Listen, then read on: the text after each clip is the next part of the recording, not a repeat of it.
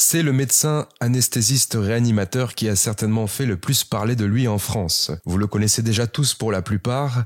Il est, tout comme une minorité de ses confrères, l'archétype du médecin du nouveau monde que l'on aimerait avoir à ses côtés. Des flèches, il en a plus d'une à son carquois et l'écriture est l'une d'entre elles. Il nous rejoint à nouveau sur notre antenne pour parler principalement de son 22e ouvrage.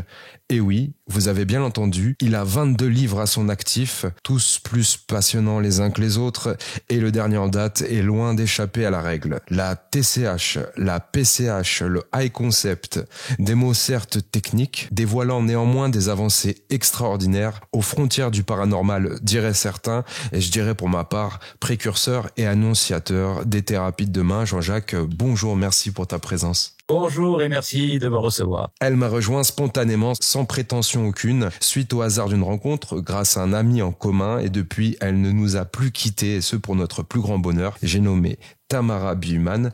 Tamara, bonjour. Salut Rudy, bonjour Jean-Jacques. Bonjour, ça y est, Tamara. c'est aujourd'hui. Oui, ça y est, on se retrouve à nouveau. Alors c'est vrai que à tous les trois, en tout cas, ça commence à devenir des petites rencontres. On a eu la chance de se rencontrer en présentiel. On suit aussi tes activités. Là, on a pu découvrir et déguster ton dernier ouvrage. C'est presque familial maintenant, ces retrouvailles. Ouais, on a l'impression d'être une petite famille, n'est-ce pas? On se retrouve de temps en temps, voilà. Alors Jean-Jacques, ce nouvel ouvrage, Les pouvoirs cachés de l'invisible aux éditions Trait Daniel, je l'ai tout simplement dévoré. J'ai pris la peine en amont de me forcer à ne regarder ni écouter aucune de tes interventions, ô combien nombreuses ces derniers mois, afin de garder un esprit critique et affûté, sans préjugés ni idées reçues. Et quelle fut ma surprise. En lisant ce bouquin, j'ai eu l'impression qu'on avait affaire à une sorte de consécration face à un homme pleinement aligné dans son chemin de vie, malgré toutes les embûches qu'il a subies et qui assume à 100% son avant-gardisme, quoi que les inquisiteurs en disent. Je te cite au tout début du livre, ce qui caractérise la force d'une personnalité qui souhaite changer le monde en sortant du cadre établi réside dans le fait qu'elle porte un regard amusé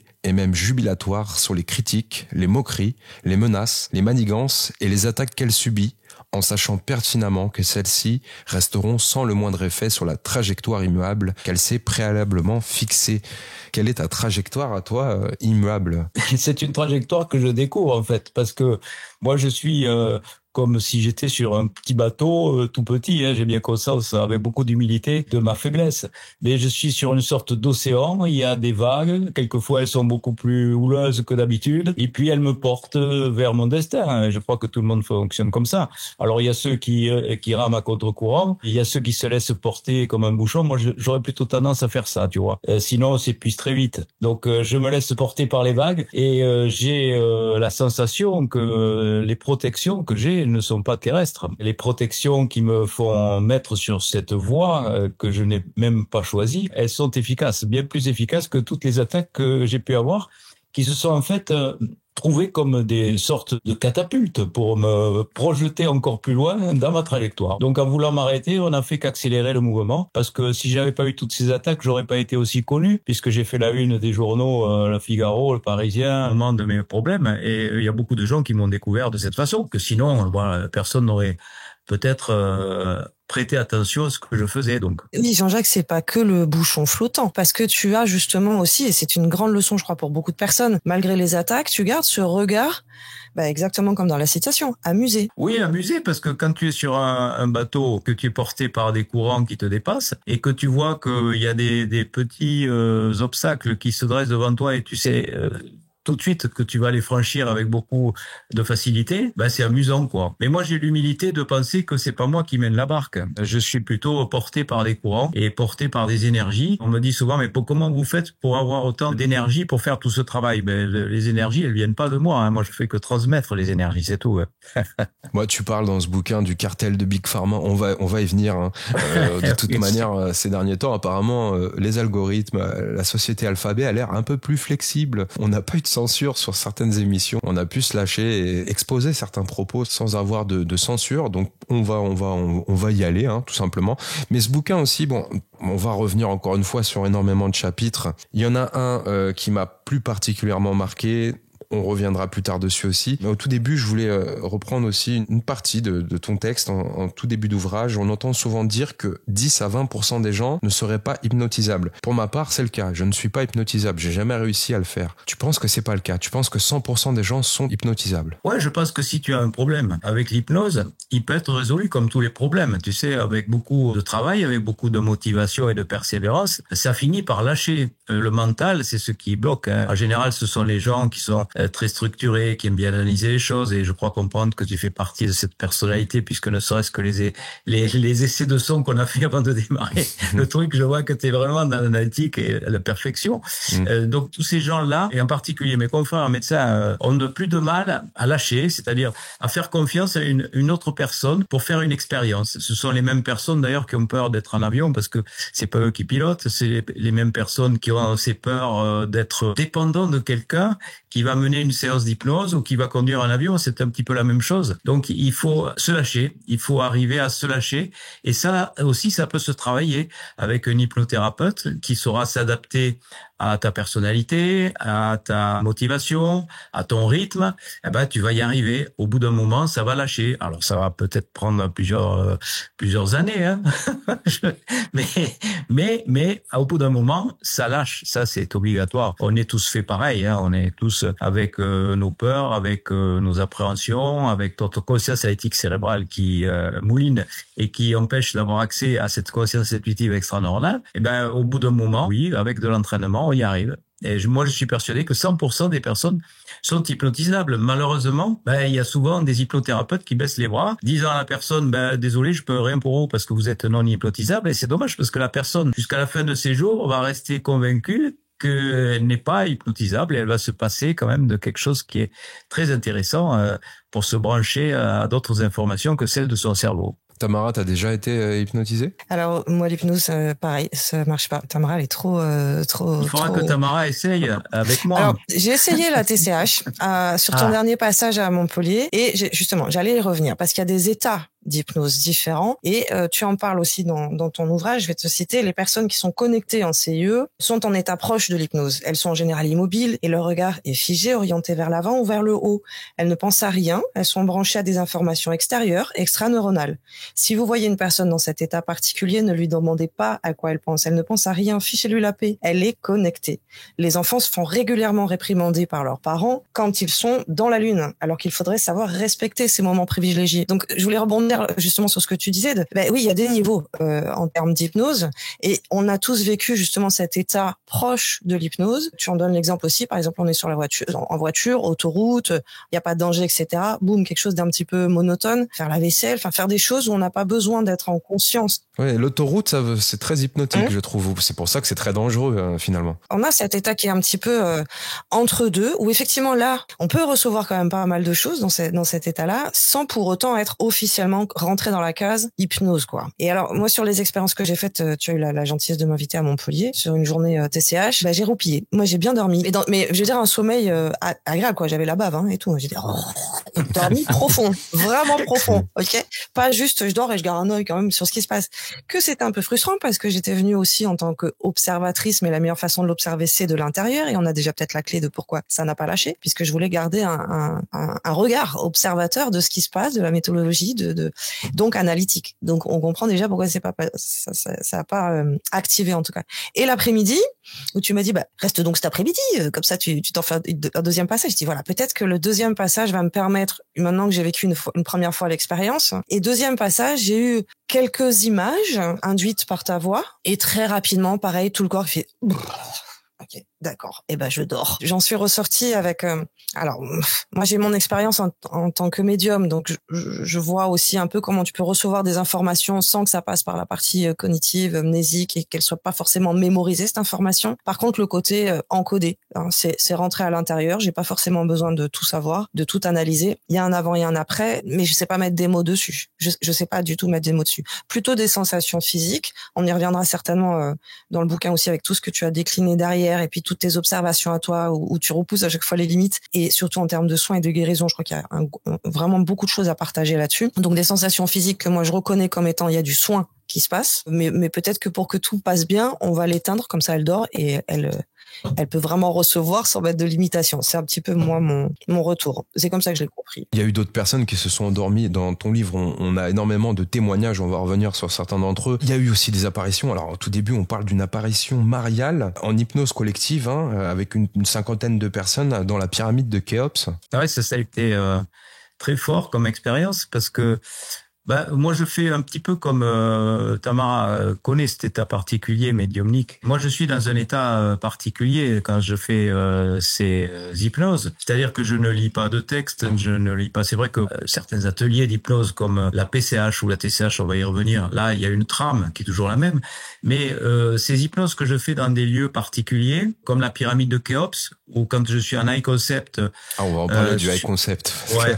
Quand je suis dans des voyages comme ça ou dans des lieux, je sais pas ce que je vais dire, je sais pas du tout ce que je vais. D'ailleurs, je raconte, le livre commence comme ça.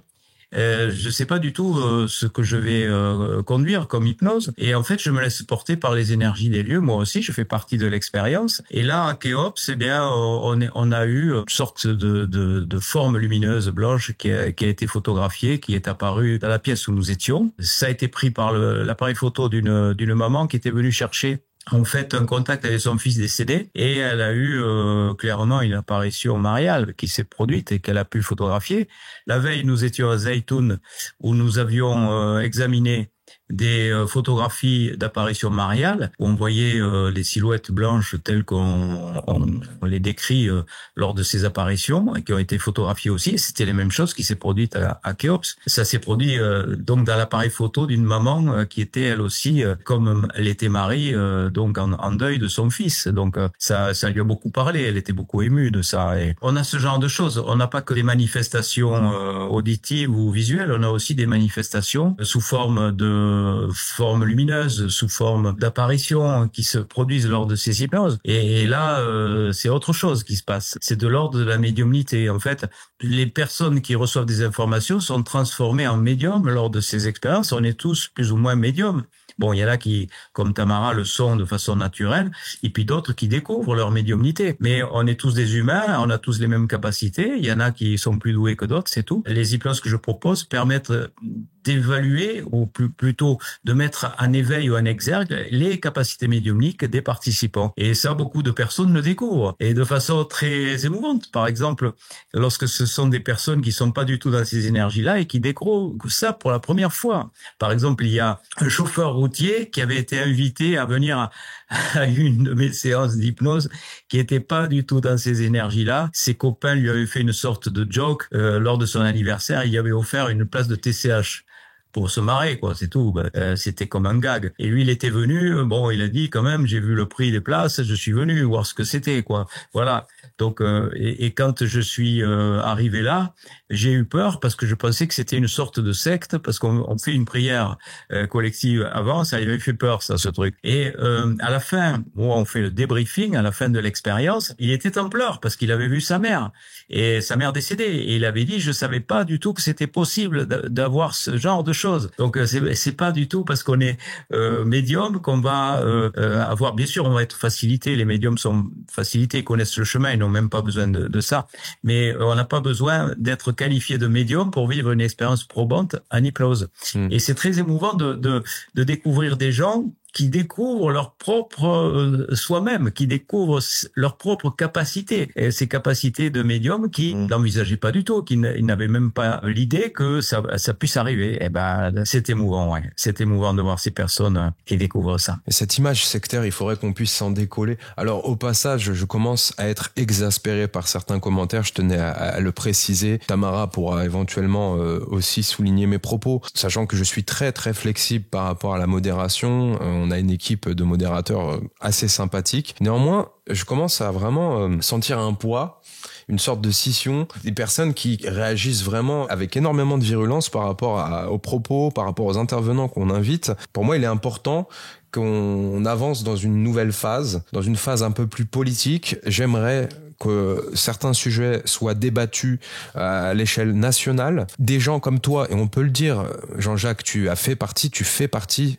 du Sérail. Tu as travaillé pour le SAMU, tu es médecin et réanimateur, tu as côtoyé les médias mainstream, tu connais les journalistes dits de grand chemin, tu as été bien entendu censuré, mis de côté et voire attaqué par la suite, on va y revenir, hein. Mais quand tu dis dans ton livre que 4% des personnes plongées dans des comas profonds disent avoir vu des scènes qui se déroulaient autour d'elles-mêmes à distance de leur corps, ça tu le dis en tant que médecin réanimateur. Oui. Tu parles de pourcentage de réduction de moitié chez les patients de ce même pourcentage qui se réveillent après une anesthésie générale, hein. Tu dis que 2% des personnes endormies racontaient qu'elles avaient pu observer leur opération chirurgicale comme si elles étaient au plafond, et parfois dans de rares cas des opérations qui se déroulaient dans un bloc voisin. 35% des personnes à leur réveil après une nuit de sommeil ordinaire étaient en mesure de raconter leurs rêves, visualiser quelquefois leurs défunts ou obtenaient des informations prémonitoires.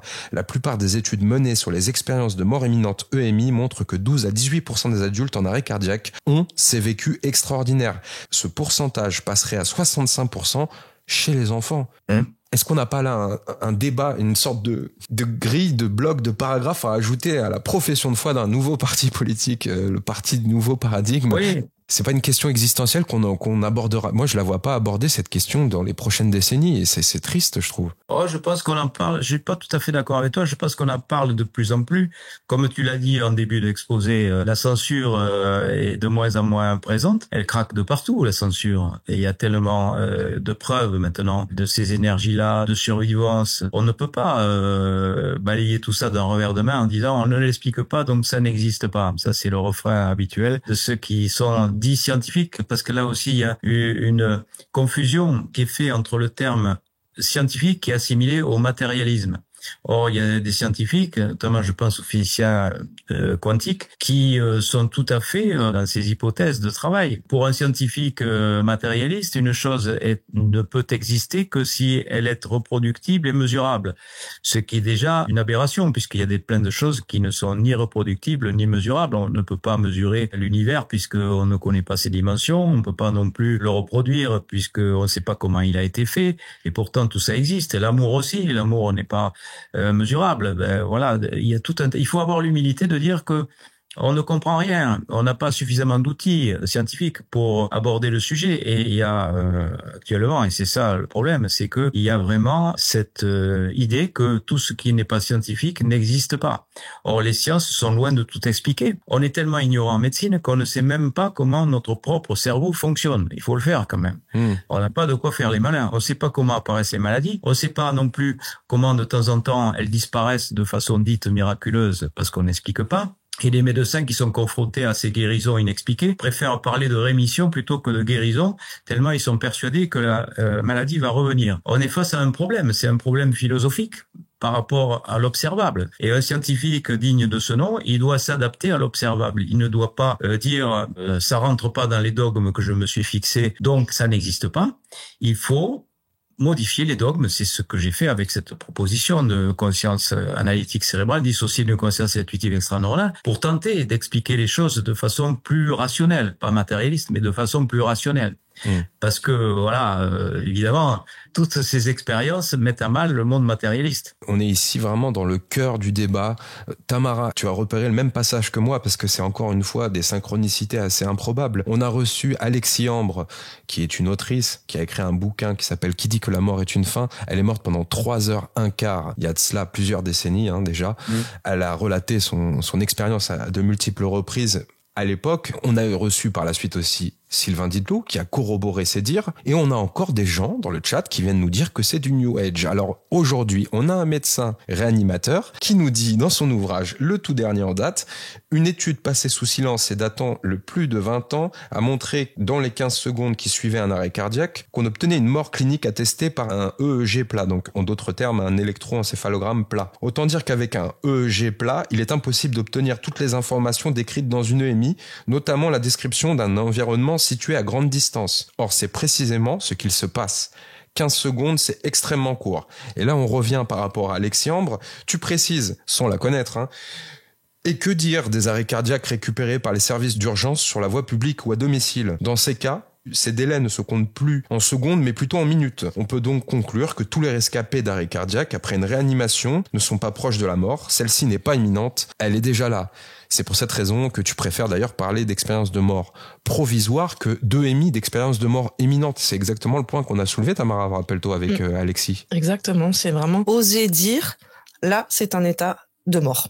Provisoire, je trouve que c'est une proposition moi qui met un petit peu tout le monde d'accord, c'est on va parler vrai.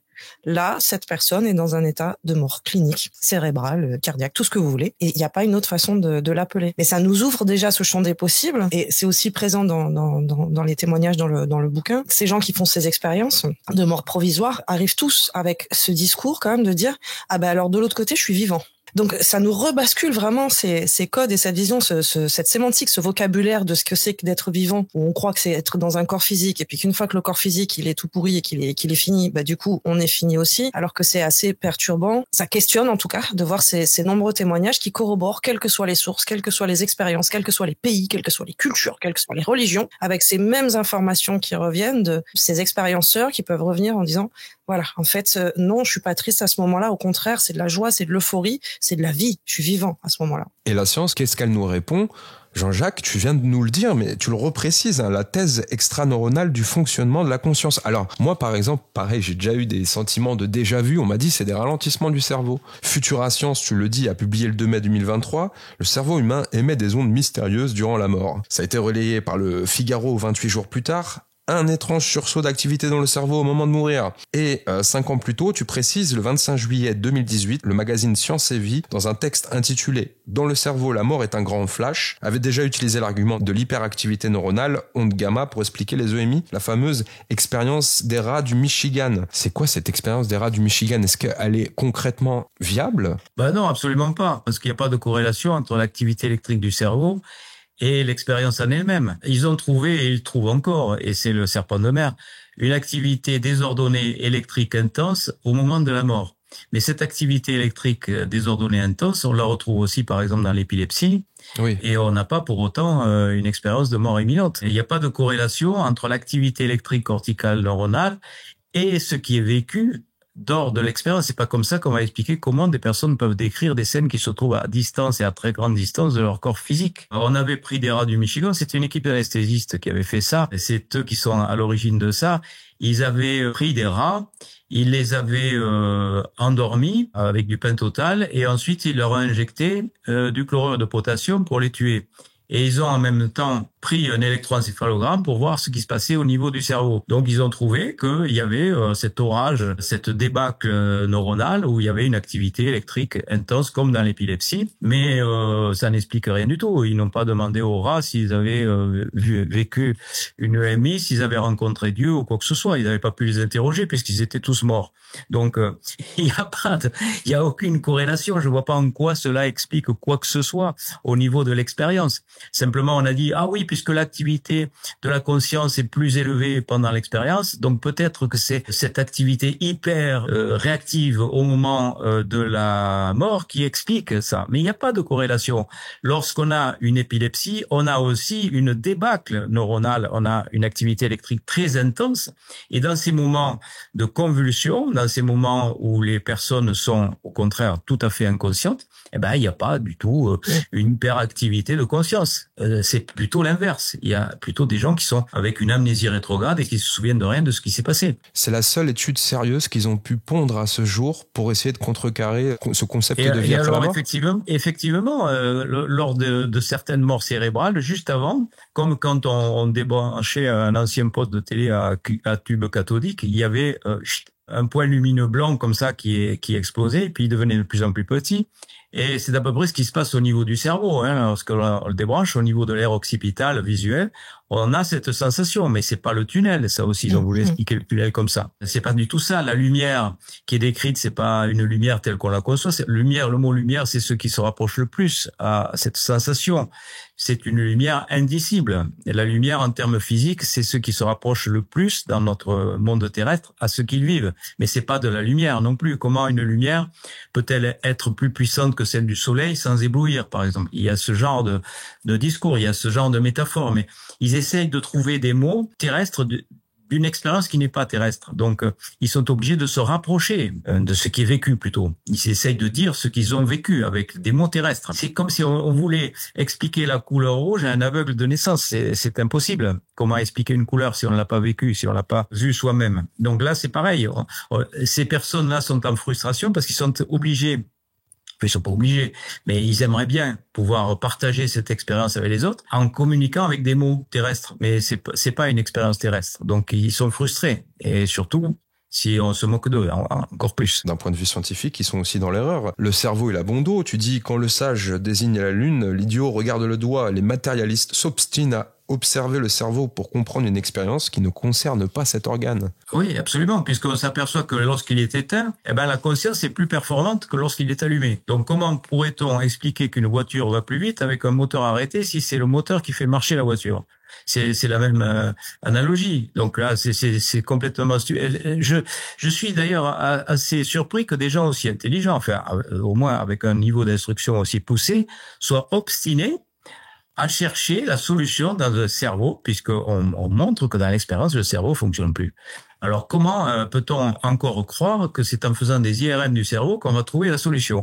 Et pourtant, il y a des gens qui s'acharnent sur le cerveau, mais qui travaillent depuis des années là-dessus, et ils font un travail remarquable parce que ils montrent, à contrario, que en voulant démontrer que c'est le cerveau, ils montrent que c'est le cerveau puisqu'ils n'arrivent pas, avec tous les moyens qu'ils ont financiers pour faire leurs expériences, ils n'arrivent pas à trouver la solution. Et tu viens de le dire, les sous-titres, ils sont là. C'est-à-dire, oui, mais les moyens financiers, ils sont déployés pour ce type de recherche qui va aller dans le sens, on va le dire, de Big Pharma, qui va aller dans le sens du palpable, du mesurable, du chiffrable, du quantifiable, et du cherchez pas plus loin, s'il vous plaît, prenez votre petite pilule gentiment. Donc, forcément, si les financements sont faits principalement, voire exclusivement dans ce sens-là, ils peuvent y rester longtemps dans leur labo à disséquer les cerveaux. Et comme tu le dis très bien, finalement, ça fait que démontrer l'inverse. C'est pas ici continuer. Oui. Là, il y a rien à voir. Tu sais, Charlotte Martial, qui fait partie du Comasias Group de Stéphane Loret à l'université de Liège, l'a dit dans une interview. Elle l'a dit de façon très naturelle. Elle a dit, nous aimerions isoler la molécule qui explique tout ça. Voilà, c'est ça le fantasme. Et c'est pour ça qu'ils sont autant alimentés par les laboratoires pharmaceutiques. Parce qu'imaginons qu'un jour on arrive à isoler une molécule qui donne exactement cette expérience. On fabriquera tout de suite la petite pilule qui va soulager par rapport aux souffrances du deuil, qui va donner des expériences qui vont transformer les gens. Et ça serait vraiment le jackpot. Et c'est pour ça qu'ils sont vraiment alimentés copieusement par les laboratoires pour faire leurs expériences. Mais pour l'instant, ça n'a pas abouti. Dieu merci, sans jeu de mots. À faire la petite pilule qui sauve. On a les implants neuronaux, on a le métaverse, on a toute cette dimension aussi un petit peu transhumaniste qui vient aussi aller dans ce sens, malheureusement. On va parler maintenant un petit peu aussi de la transcommunication hypnotique. Alors moi, j'avais déjà entendu parler de transcommunication instrumentale. C'est notamment une pratique qu'on référence sur Amdessine. Mais alors la TCH, pour moi, c'était toujours resté un petit peu abstrait. Tamara, tu as eu la chance, comme tu l'as dit en début d'émission, d'assister à une des séances de Jean-Jacques. Si tu pouvais la décrire brièvement, parce qu'on va revenir dessus assez rapidement pour les néophytes qui ne te connaissent pas encore. C'est très simple. C'est une séance qui rassemble 45 personnes. Qui sont installés d'abord sur des sièges pour écouter un petit peu ce que je vais leur indiquer, parce qu'il faut qu'ils sachent le principe de cette hypnose, parce que c'est pas du tout l'hypnose de rue, spectacle, l'hypnose de Mesmer, qui d'ailleurs, je crois, fait beaucoup de mal à l'hypnose, parce que les gens ont peur de l'hypnose en raison de ces spectacles où ils ont l'impression que quelqu'un va les dominer pour leur faire n'importe quoi, ce qui est absolument faux. Ce qui est mon cas. Oui, c'est pour ça qu'il y a cette peur qui peut bloquer aussi l'expérience. Donc j'explique un petit peu comment j'en suis arrivé à faire ces ateliers d'hypnose et comment ça marche, cette dualité entre ces deux formes de conscience. En gros, le mental qui bloque l'expérience, c'est ça, la conscience analytique cérébrale, c'est autre que le mental qui va bloquer l'expansion de conscience, qui va venir cueillir les informations extra-neuronales. Donc, je leur explique tout ça, je leur explique comment il faut se comporter dans l'expérience pour en tirer le plus profit. Et ensuite, donc, ça dure à peu près 1 heure de préparation. On les laisse un petit peu digérer, il y a une pause, puis on fait l'expérience d'hypnose qui dure 1h30, donc avec Étienne Dupont qui m'accompagne depuis 8 ans maintenant, puisque j'ai débuté ces ateliers au Canada en 2014 à Montréal et Québec, et ensuite Étienne Dupont m'a rejoint avec le son qu'il produit en direct, avec ses curseurs, etc. Enfin, il a beaucoup travaillé le son avec moi, et avec toutes ces années, on a pu peaufiner tout ça, et c'est pour ça que les progrès sont là. Et là, les gens sont véritablement dans une expérience d'expansion de conscience, on va dire, qui dure à peu près 1h30, où ils reçoivent ou pas leurs expériences, où ils s'endorment, ou alors ils ont l'impression que il s'est rien passé. Ça arrive aussi, hein, il n'y a pas 100% de réussite, loin de là. Oui, mais il y a quand même beaucoup de choses qui se passent quand même. On va revenir dessus. Oui, parce que s'il y avait une majorité d'échecs, je pense que les gens ne seraient pas venus. Ensuite, on a le débriefing, et ça c'est important, où on fait circuler le micro et où les gens racontent en quelques phrases, parce qu'on est 45, si on prend que 2 minutes par personne, ça ferait 1h30 de débriefing, donc c'est pas possible. Donc en quelques secondes et quelques phrases, ils disent ce qu'ils ont vécu, et ensuite, donc, on a la possibilité de m'écrire. Et j'essaye de répondre à un maximum de personnes. Je ne peux pas répondre à tout le monde, hélas, parce qu'il y a beaucoup de gens qui m'écrivent. Et je partage aussi sur ma page Facebook 2 ou 3 ou 1, en fonction des semaines, récits qui sont émouvants ou qui suscitent des réflexions ou hors de l'ordinaire, on va dire, extraordinaire. C'est ce temps de partage aussi qui permet peut-être un peu de chapeauter toute l'expérience qui a été vécue. Moi, je peux parler que de ce que j'ai vécu, donc on a compris, j'ai bien dormi, j'ai bien bavé, tout ça. Pour autant, il y a quand même eu des choses qui se sont passées, hein, je l'ai dit, au niveau du corps physique, des sensations que je sais reconnaître comme étant là, il y a du soin, ok, j'accueille, je reçois, mais pas que. Et c'est plutôt pendant la période de débriefing que ça nous permet peut-être un petit peu de redescendre, de remettre un petit peu les trucs dans les tuyaux, et je pense notamment à des témoignages où finalement, on peut être plusieurs à avoir vu la même chose ou la même personne ou avoir reçu la même information. Sur l'instant, un petit peu hébété, je me souviens d'une jeune fille pendant l'expérience ça, je dis c'est pas passé, j'ai dormi, non, il s'est passé. Et notamment, par exemple, j'avais reçu moi, alors de façon auditive, alors que je suis pas clairaudiente, un prénom, alors je sais plus lequel, a besoin d'un soin. Il faut la prendre en charge, elle a besoin d'un soin. J'ai rien dit pendant le débrief parce que justement j'étais dans mon mental en mode il s'est rien passé, j'ai bien dormi, j'ai rien à raconter. Et pendant le débriefing, il y a une autre personne dans la salle qui avait eu cette même information, alors formulée différemment, mais l'information reste la même. Et tout à fait au fond de la salle, il y avait une jeune fille qui portait ce nom-là, qui était très malade et qui venait accompagnée de sa maman en espérant peut-être recevoir du soin et de la guérison. Voilà, mais il s'est passé quelque chose alors, Tamara. Donc. Mais il se passe toujours quelque chose. Est-ce qu'on en a conscience? Oui, mais c'est évoqué dans le livre. Certains en ont conscience quelques mois après. Hein. Ce que je voulais mettre en lumière, c'est l'importance du débriefing. L'importance oui, c'est la fin de l'expérience, mais ça vaut vraiment le coup de rester à ce moment-là pour écouter, parce que c'est en écoutant qu'on peut se dire, ah bah si, quand même, ça, moi je l'ai eu aussi, cette information. Ah mais oui, quand même, j'ai eu cette image. Et je trouve ça encore plus pertinent quand différentes personnes dans une salle ne se connaissent pas, ne communiquent pas entre eux, et que pour autant vont témoigner de la même expérience, de la même sensation, du même vécu ou du même message. Et on en a aussi d'autres exemples qui sont bluffants dans ton ouvrage, parce que justement massif, quoi, hein, beaucoup plus de personnes qui vivent en même temps. Donc c'était juste pour dire sur la notion de partage et débriefing, c'est aussi là où ça décante. C'est aussi là où il y a la conscience qui se rallume un petit peu, j'allais dire. Et puis il y a aussi ce qu'on appelle les médiumnités croisées. C'est-à-dire que lorsque l'entité n'arrive pas à toucher sa cible, elle va se servir d'une autre personne qui va, pour le coup, faire office de médium et recevoir l'information, le prénom, la description physique de la personne, des circonstances particulières de son décès.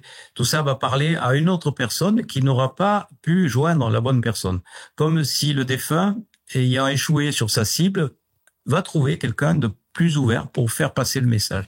Ça arrive très très souvent, et ça c'est bien une preuve que les informations sont extra-neuronales. Quand on connaît ni le prénom ni les caractéristiques physiques du défunt, ben là voilà, il y a pas photo, quoi. C'est bien extra-neuronal. Ouais, alors on a des cas, on va en évoquer certains.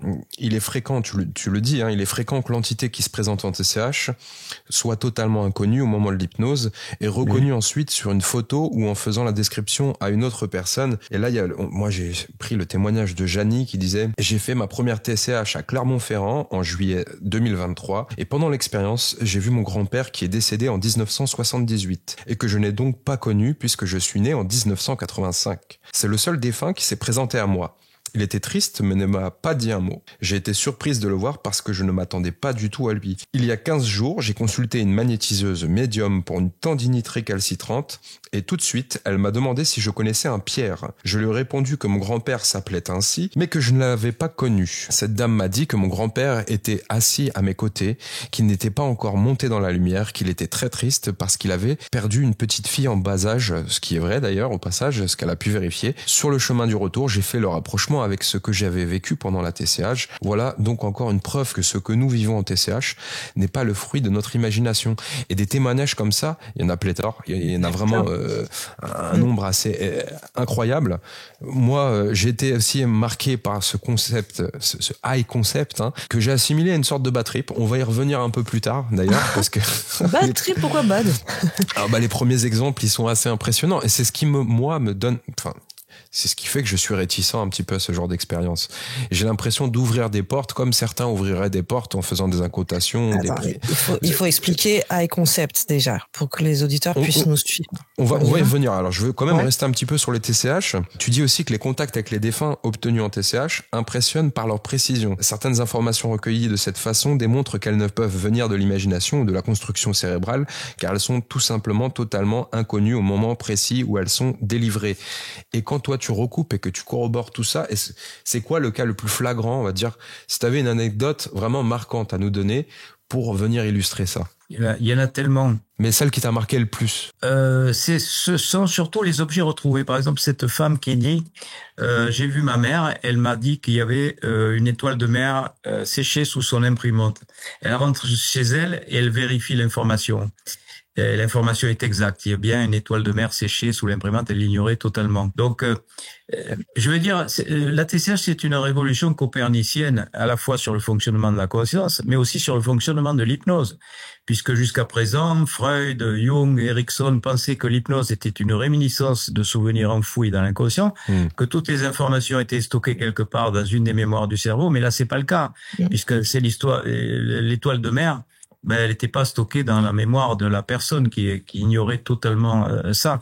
Donc, un défunt qui est reconnu par un autre participant, un défunt qui est reconnu sur une photo qui a été vue et qui était inconnue avant, tout ça montre que les informations sont extraneuronales, elles sont pas dans le cerveau. Et c'est ça qui me frappe le plus, moi, dans l'expérience TCH. Ce sont toutes ces informations qui peuvent être validées après par le participant comme étant des informations réelles et totalement inconnues au moment de l'hypnose. Là, ça reste encore, dans l'exemple que tu donnes, on peut encore le mettre dans la catégorie mémoire, souvenir dans le sens passé. Pas mémoire de la personne, mais quelque chose de passé. Et on observe aussi dans les TCH, ce que tu disais que, non, mais on a accès à de la conscience universelle.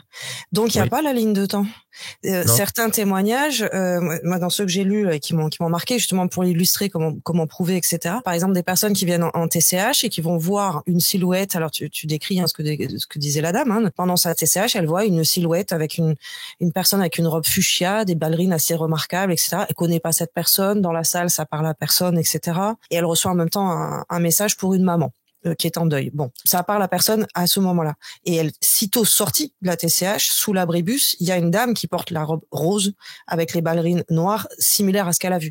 Donc là, clairement, on peut même pas le classer dans une expérience qui fait appel à quelque chose qui serait déjà encodé dans du passif, si on garde cette notion de ligne de temps linéaire, puisque là, en l'occurrence, ça s'est passé juste après sa TCH. Donc, la preuve dans la matière est arrivée juste après de cette notion. Donc, on touche à de la conscience universelle complètement en dehors de l'espace et du temps. Oui, on a même des informations du futur, comme lors de l'expérience de mort provisoire, où on a des visualisations précognitives et rétrocognitives du futur comme du passé, comme si de l'autre côté, le temps n'existait pas. Il n'y a ni temps ni espace.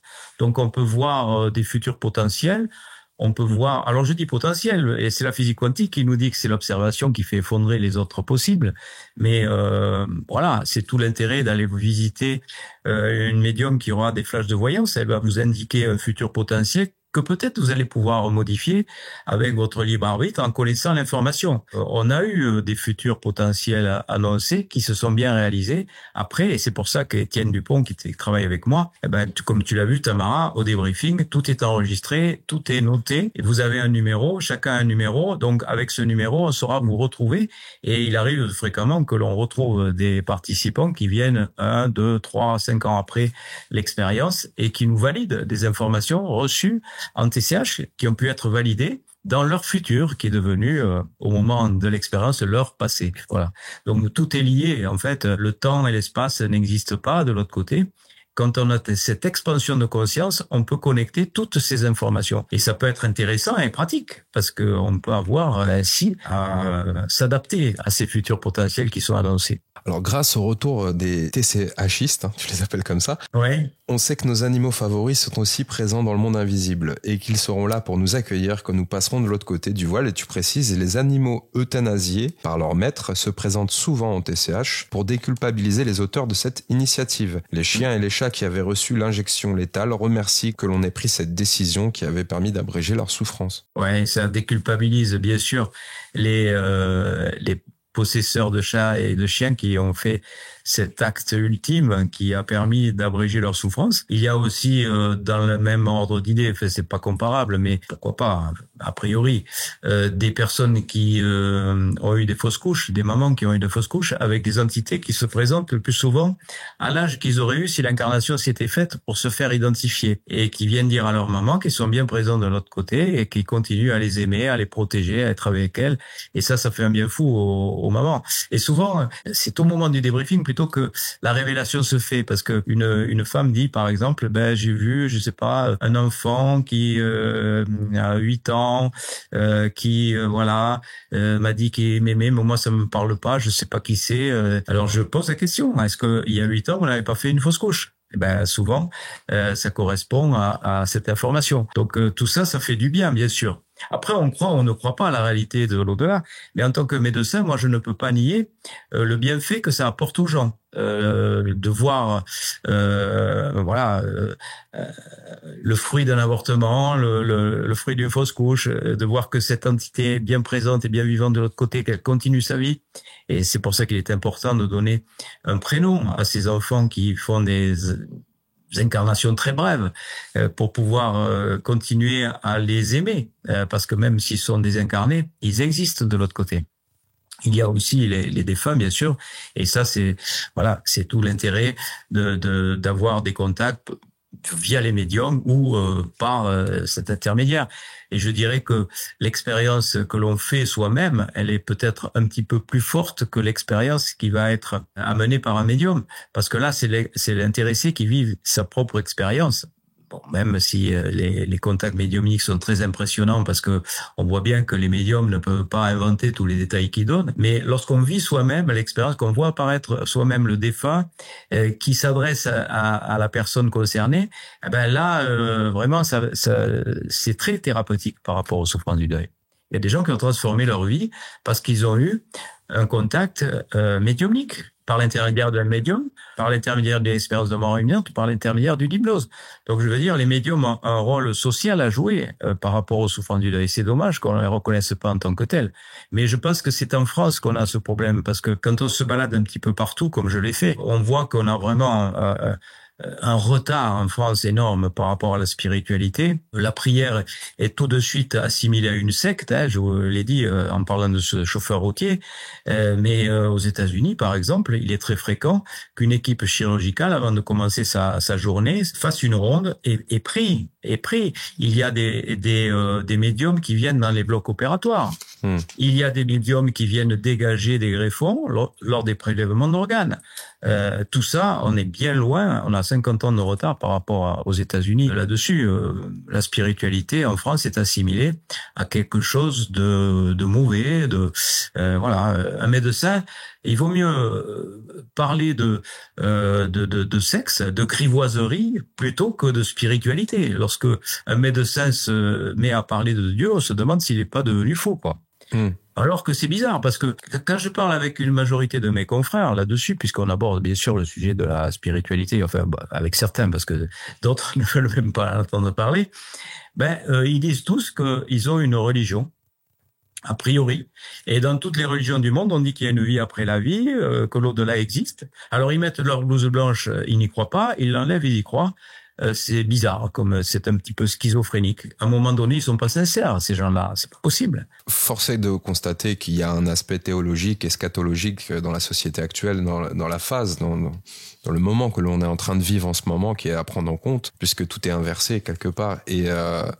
Et oui, on peut parler de sexe. D'ailleurs, il y a énormément de médecins qui se reconvertissent en sexologues amateurs sur des chaînes YouTube pour participer à des podcasts. Et la grivoiserie, j'aimais bien ce terme, oui, la légèreté, le côté un peu épicurien. On sent qu'on est quand même sur un terrain très, très, très dangereux, mais qui est aussi prédominant pour les changements à venir. Alors, ce que j'aime bien aussi, c'est que tu fais preuve de transparence.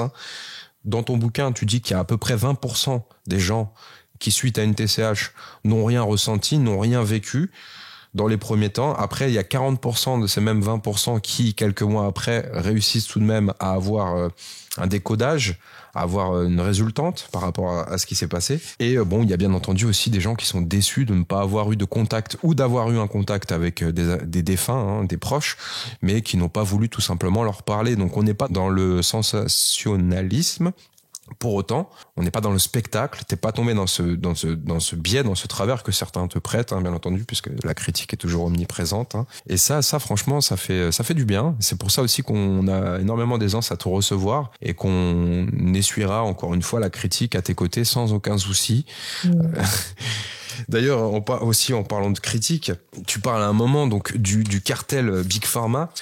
Alors, avant ça, j'aimerais vous diffuser un petit extrait, parce qu'on a eu l'occasion de se rencontrer déjà une première fois sur notre antenne ici avec les internautes, mais aussi au Zénith de Limoges, et tu disais ça. J'ai modifié cet apprentissage hypnotique pour suggérer ces ateliers d'hypnose, de transcommunication hypnotique, pour suggérer le voyage des expérienceurs. Et en fait, ça a fonctionné tellement bien que j'ai été ennuyé, puisque vous savez que les fantassins du cartel de Big Pharma infiltrent tous les pouvoirs, et effectivement j'ai été ennuyé. Donc le Conseil de l'ordre des médecins m'a convoqué, d'abord pas convoqué, invité pour une pour une discussion confraternelle à propos de mes activités parallèles, voilà, on va dire comme ça, et ils m'ont fortement conseillé d'arrêter ça, ou alors de faire passer ça comme une thérapie. Et pour faire passer ça comme une thérapie officielle, il faut passer par un comité d'éthique, il fallait faire un dossier que j'ai fait, et le déposer dans ce conseil de comité d'éthique. Je l'ai fait au moment où ils me l'ont demandé, et j'attends toujours le résultat. Donc j'ai bien fait de prendre un peu d'avance, puisque c'était il y a 10 ans.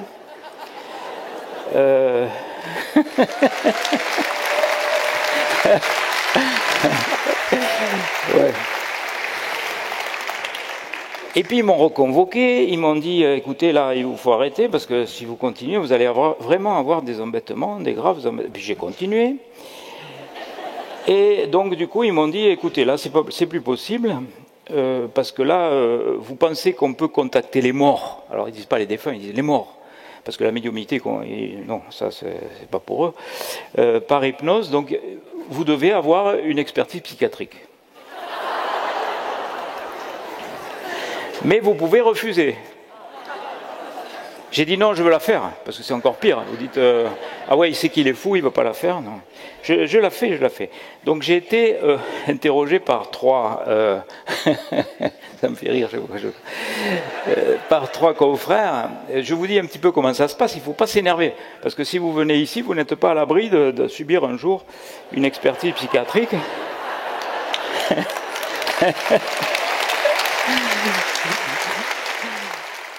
Alors, tu dis dans ton bouquin, Mon singulier parcours m'a prouvé que les principaux pouvoirs de notre société sont infiltrés par ceux que je nomme les fantassins du cartel de Big Pharma. Big Pharma combat violemment tout ce qui peut porter atteinte à son chiffre d'affaires. Les médecines alternatives qui ne consomment aucun médicament et parviennent même à réduire leurs ventes sont de ce fait les concurrents directs à abattre par tous les moyens, y compris les plus déloyaux. La médecine homéopathique, qui soigne à moindre coût bon nombre de pathologies depuis des décennies, a été mise au tapis de cette façon. Quelques articles à charge rédigés de manière partielle dans des revues scientifiques, à comité de lecture composé de médecins corrompus ont entraîné son déremboursement, puis de facto l'arrêt de son enseignement dans les facultés de médecine. L'encyclopédie Wikipédia donne un large écho de cette mise à mort en soulignant que sa pratique relève désormais de l'absurdité, du charlatanisme et de l'imposture. Les prochains projets de destruction seront probablement ciblés sur l'ostéopathie et l'acupuncture. Pourquoi ces deux pratiques? Nous, on en référence 60 et je pensais qu'il y en avait certaines qui étaient bien plus haut dans la ligne de mire. Pourquoi l'ostéopathie et l'acupuncture, selon toi? Oui, moi, je pense que c'est les prochaines cibles parce que elles sont très répandues, parce qu'elles sont efficaces et ça marche. L'homéopathie fonctionnait très bien. Il y avait beaucoup de personnes qui prenaient l'homéopathie. L'acupuncture marche aussi très bien. L'ostéopathie marche très bien. Fait baisser la chute de la consommation des anti-inflammatoires et de tous le business qui est autour de ces molécules.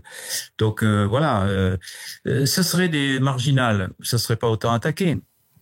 Et là, le Conseil de l'Ordre des médecins a décidé de faire interdire tout simplement ces pratiques. C'était en 2023 où ils ont édité un papier en disant qu'ils allaient faire la guerre carrément, et la guerre était ouverte pour toutes les médecines alternatives. Non seulement les médecins qui les pratiquent, mais aussi les autres qui font de l'exercice illégal de la médecine. À partir du moment où on est un thérapeute et qu'on n'est pas médecin, ça doit être interdit. Ah, parce qu'attends, j'allais te dire quid des thérapeutes. C'est pareil? Chasse aux sorcières. Ouais. Et oui, mais la guerre est déclarée. Big Pharma a déclaré la guerre aux médecines alternatives parce que devant leur efficacité, la guerre est déclarée. Voilà, c'est tout. Mais les magnétiseurs, les médiums en l'occurrence, les sophrologues, les relaxologues, les bioénergéticiens, les géobiologues, tout ça? Ben oui, parce que de toute façon, quand on est médecin et que on est un petit peu intelligent et qu'on est logique, on s'aperçoit que c'est toutes ces thérapies holistiques qui agissent en amont et en aval de la maladie, chose qu'on ne sait pas bien faire en médecine hospitalière, sont efficaces. Et il y a des médecins qui adressent leurs patients qui ont atteint de zona à des magnétiseurs. Il y a des chefs de service de grands brûlés qui ont des listes d'astreintes de barreurs de feu. Parce que c'est pas parce qu'on n'explique pas le fonctionnement qu'on doit dire que ça n'existe pas. On est bien d'accord là-dessus, hein, Jean-Jacques. Moi, on est tous d'ailleurs à l'unanimité d'accord ici. Même, on a une plateforme de référencement pour ces thérapeutes. Mais moi, ce que je veux savoir, c'est est-ce qu'ils sont réellement menacés dans les années à venir par rapport à leur pratique? Moi, j'espère que non, parce que il faut que, il y a tout cette nomenclatura, tout ce pouvoir poussiéreux qui est en place et qui prétend détenir le pouvoir en France sur comment on doit soigner les gens. Tout ça doit être balayé par la logique et par l'intérêt du patient. Au départ, ce qui compte le plus, c'est l'intérêt du patient. Et je pense que les masques sont tombés, en particulier la Covid a eu le mérite de montrer tout ça. On s'est aperçu que l'éthique médicale avait été bafouée. Parce que l'éthique médicale, c'est quoi? L'éthique médicale, c'est le consentement éclairé du patient. C'est-à-dire que le médecin doit donner toutes les informations au patient pour une thérapie. Et c'est au final le patient lui-même qui choisit ou pas s'il va bénéficier de cette thérapie. Par exemple, si tu as un cancer, que tu as une nouvelle molécule qui arrive, on va te dire, il y a une nouvelle chimiothérapie qui arrive, on connaît pas les effets secondaires, on connaît pas réellement son efficacité, mais est-ce que vous voulez ou pas faire cette thérapie? Et au total, c'est le patient qui décide lui-même s'il décide ou pas d'utiliser la thérapie. Ça s'appelle le consentement éclairé. C'est la règle numéro 1 du serment d'Hippocrate dans l'éthique médicale. Et là, pendant la Covid, on a eu des gens qu'on a obligés à recevoir un traitement injectable d'ARN messager alors qu'il n'était pas du tout favorable. Il y a un effet que l'on connaît très bien en médecine qui s'appelle l'effet nocebo et l'effet placebo. Et il y a aussi l'effet nocebo. L'effet placebo, je rappelle que c'est la personne qui aura un bon avis de la thérapie qu'elle va recevoir, qui va avoir donc 40% d'efficacité d'un médicament est due à l'effet placebo parce que le patient aura une bonne idée de cette thérapie. Si au contraire, le patient a une mauvaise idée de cette thérapie, ça va développer des effets nocebo qui peuvent être très dangereux. Lorsque le patient n'est pas d'accord avec pour recevoir une thérapie, il peut développer des maladies très graves et on a vu ce qui s'est passé donc avec ces injections d'ARN messager parce qu'il y avait tout simplement des gens qui n'étaient pas d'accord pour les recevoir. Et c'est pas normal que le Conseil de l'ordre des médecins ait préféré défendre les positions du gouvernement plutôt que l'éthique médicale. L'éthique médicale qui dit, oui, il faut le consentement éclairé du patient. Donc, le Conseil de l'ordre a joué, je suis désolé de le dire, mais dans ce rôle... C'est des mafieux, je suis désolé. De pandémie. Excuse-moi, moi je lis ton bouquin, pour moi c'est des mafieux. Quand je vois ce qui t'est arrivé, tu as été persona non grata des médias. D'ailleurs, tu ne donnes pas le nom des journalistes, mais tu as des amis qui n'ont pas pu t'inviter tout simplement. Il y a que André Berkoff, tu l'évoques, qui a pu avoir le courage de mettre en avant tes propos. Au niveau de l'expertise psychiatrique, comme dans l'extrait, il faut savoir quand même que ils ont pas réussi là-dessus. Ils t'ont envoyé donc le second volet des attaques classiques, le volet fiscal. Il faut savoir qu'ils t'ont mis en garde à vue, toi et ta compagne. 2 fois, oui. Tu dis, le procureur, en parlant du brigadier, enfin très certainement de l'officier qui prenait ton audition, tu marques, le procureur lui avait ordonné de faire une enquête serrée sur moi et cela faisait 4 mois qu'il travaillait à plein temps sur mon dossier. Il m'avoua que j'avais été mis sur écoute téléphonique, que mes déplacements avaient été tracés avec mon portable, qu'un drone était venu chez moi pour me surveiller et évaluer la valeur de mes biens ainsi que mon train de vie. Dès le lendemain, la dépêche du midi titrait le docteur Charbonnier en garde à vue, accusé de fraude fiscale et de blanchiment d'argent. 2 mois plus tard, on te signifie une autre garde à vue. Donc, une de tes patients aurait soi-disant été consciente pendant une partie d'une anesthésie générale. Alors ça, c'est pareil, c'est encore quelque chose de très très très flou. Et encore que toi, tu pouvais pas vraiment avoir une quelconque incidence là-dessus. Et cette histoire, tu expliques, elle arrive au moment où le Conseil de l'ordre t'avait annoncé que tu aurais de graves problèmes si tu persistais à faire ces ateliers de TCH. Tu dis, j'ai appris plus tard que le procureur qui avait ordonné mes 2 gardes à vue était un ami intime du président du Conseil de l'ordre départemental et que ce dernier aurait dit, dans une réunion ordinale à laquelle l'un de mes amis chirurgiens participait, Charbonnier, on va lui faire mordre la poussière. On est où en fait? On est en France là? C'est une série Netflix, mon histoire. Mais il faut s'insurger au bout d'un moment, je sais pas. Mais il faut le vivre pour le croire. Mais surtout que là, ce qui est précieux, c'est que Jean-Jacques est là pour le témoigner et pour le dire avec ce courage aussi de dire à voix haute, en gardant ce qu'on disait au tout début aussi, cette force intérieure, ce regard en disant ça m'atteint pas du tout, même pas au niveau du moral ou quoi que ce soit, même s'il y a des hauts et des bas. C'est pas le cas de tout le monde, parce que tu cites aussi dans ton bouquin le professeur Jean-Bernard Fontillon, qui lui pour le coup a eu son expertise psychiatrique aussi, mais s'est fait interner contre son gré parce qu'il a eu le malheur de remettre un petit peu en cause des failles de la part de l'Institut Pasteur. On a fait à ce titre, enfin pas à ce titre, mais on a fait une émission là juste très récemment sur l'imposture Pasteur. Bon, il est pas bon ton. En fait, on est dans un dogme, on est dans une pensée unique. Si on a le malheur d'ouvrir des portes, de questionner et encore plus de témoigner ou d'alerter, là c'est censure complète. C'est même pas que de la censure, là pour le coup c'est attaque à son intégrité, attaque financière, parce qu'un contrôle fiscal, j'imagine que quand ils veulent, ils trouvent. Et tu connais la prochaine étape. C'est toujours le même mécanisme. Prochaine étape, tu vas être pédophile, Jean-Jacques, prépare-toi. Tu rigoles, mais mon avocat me dit ne prenez jamais l'ascenseur avec une inconnue. Ouais. Parce que c'est le coup classique. Il a eu affaire à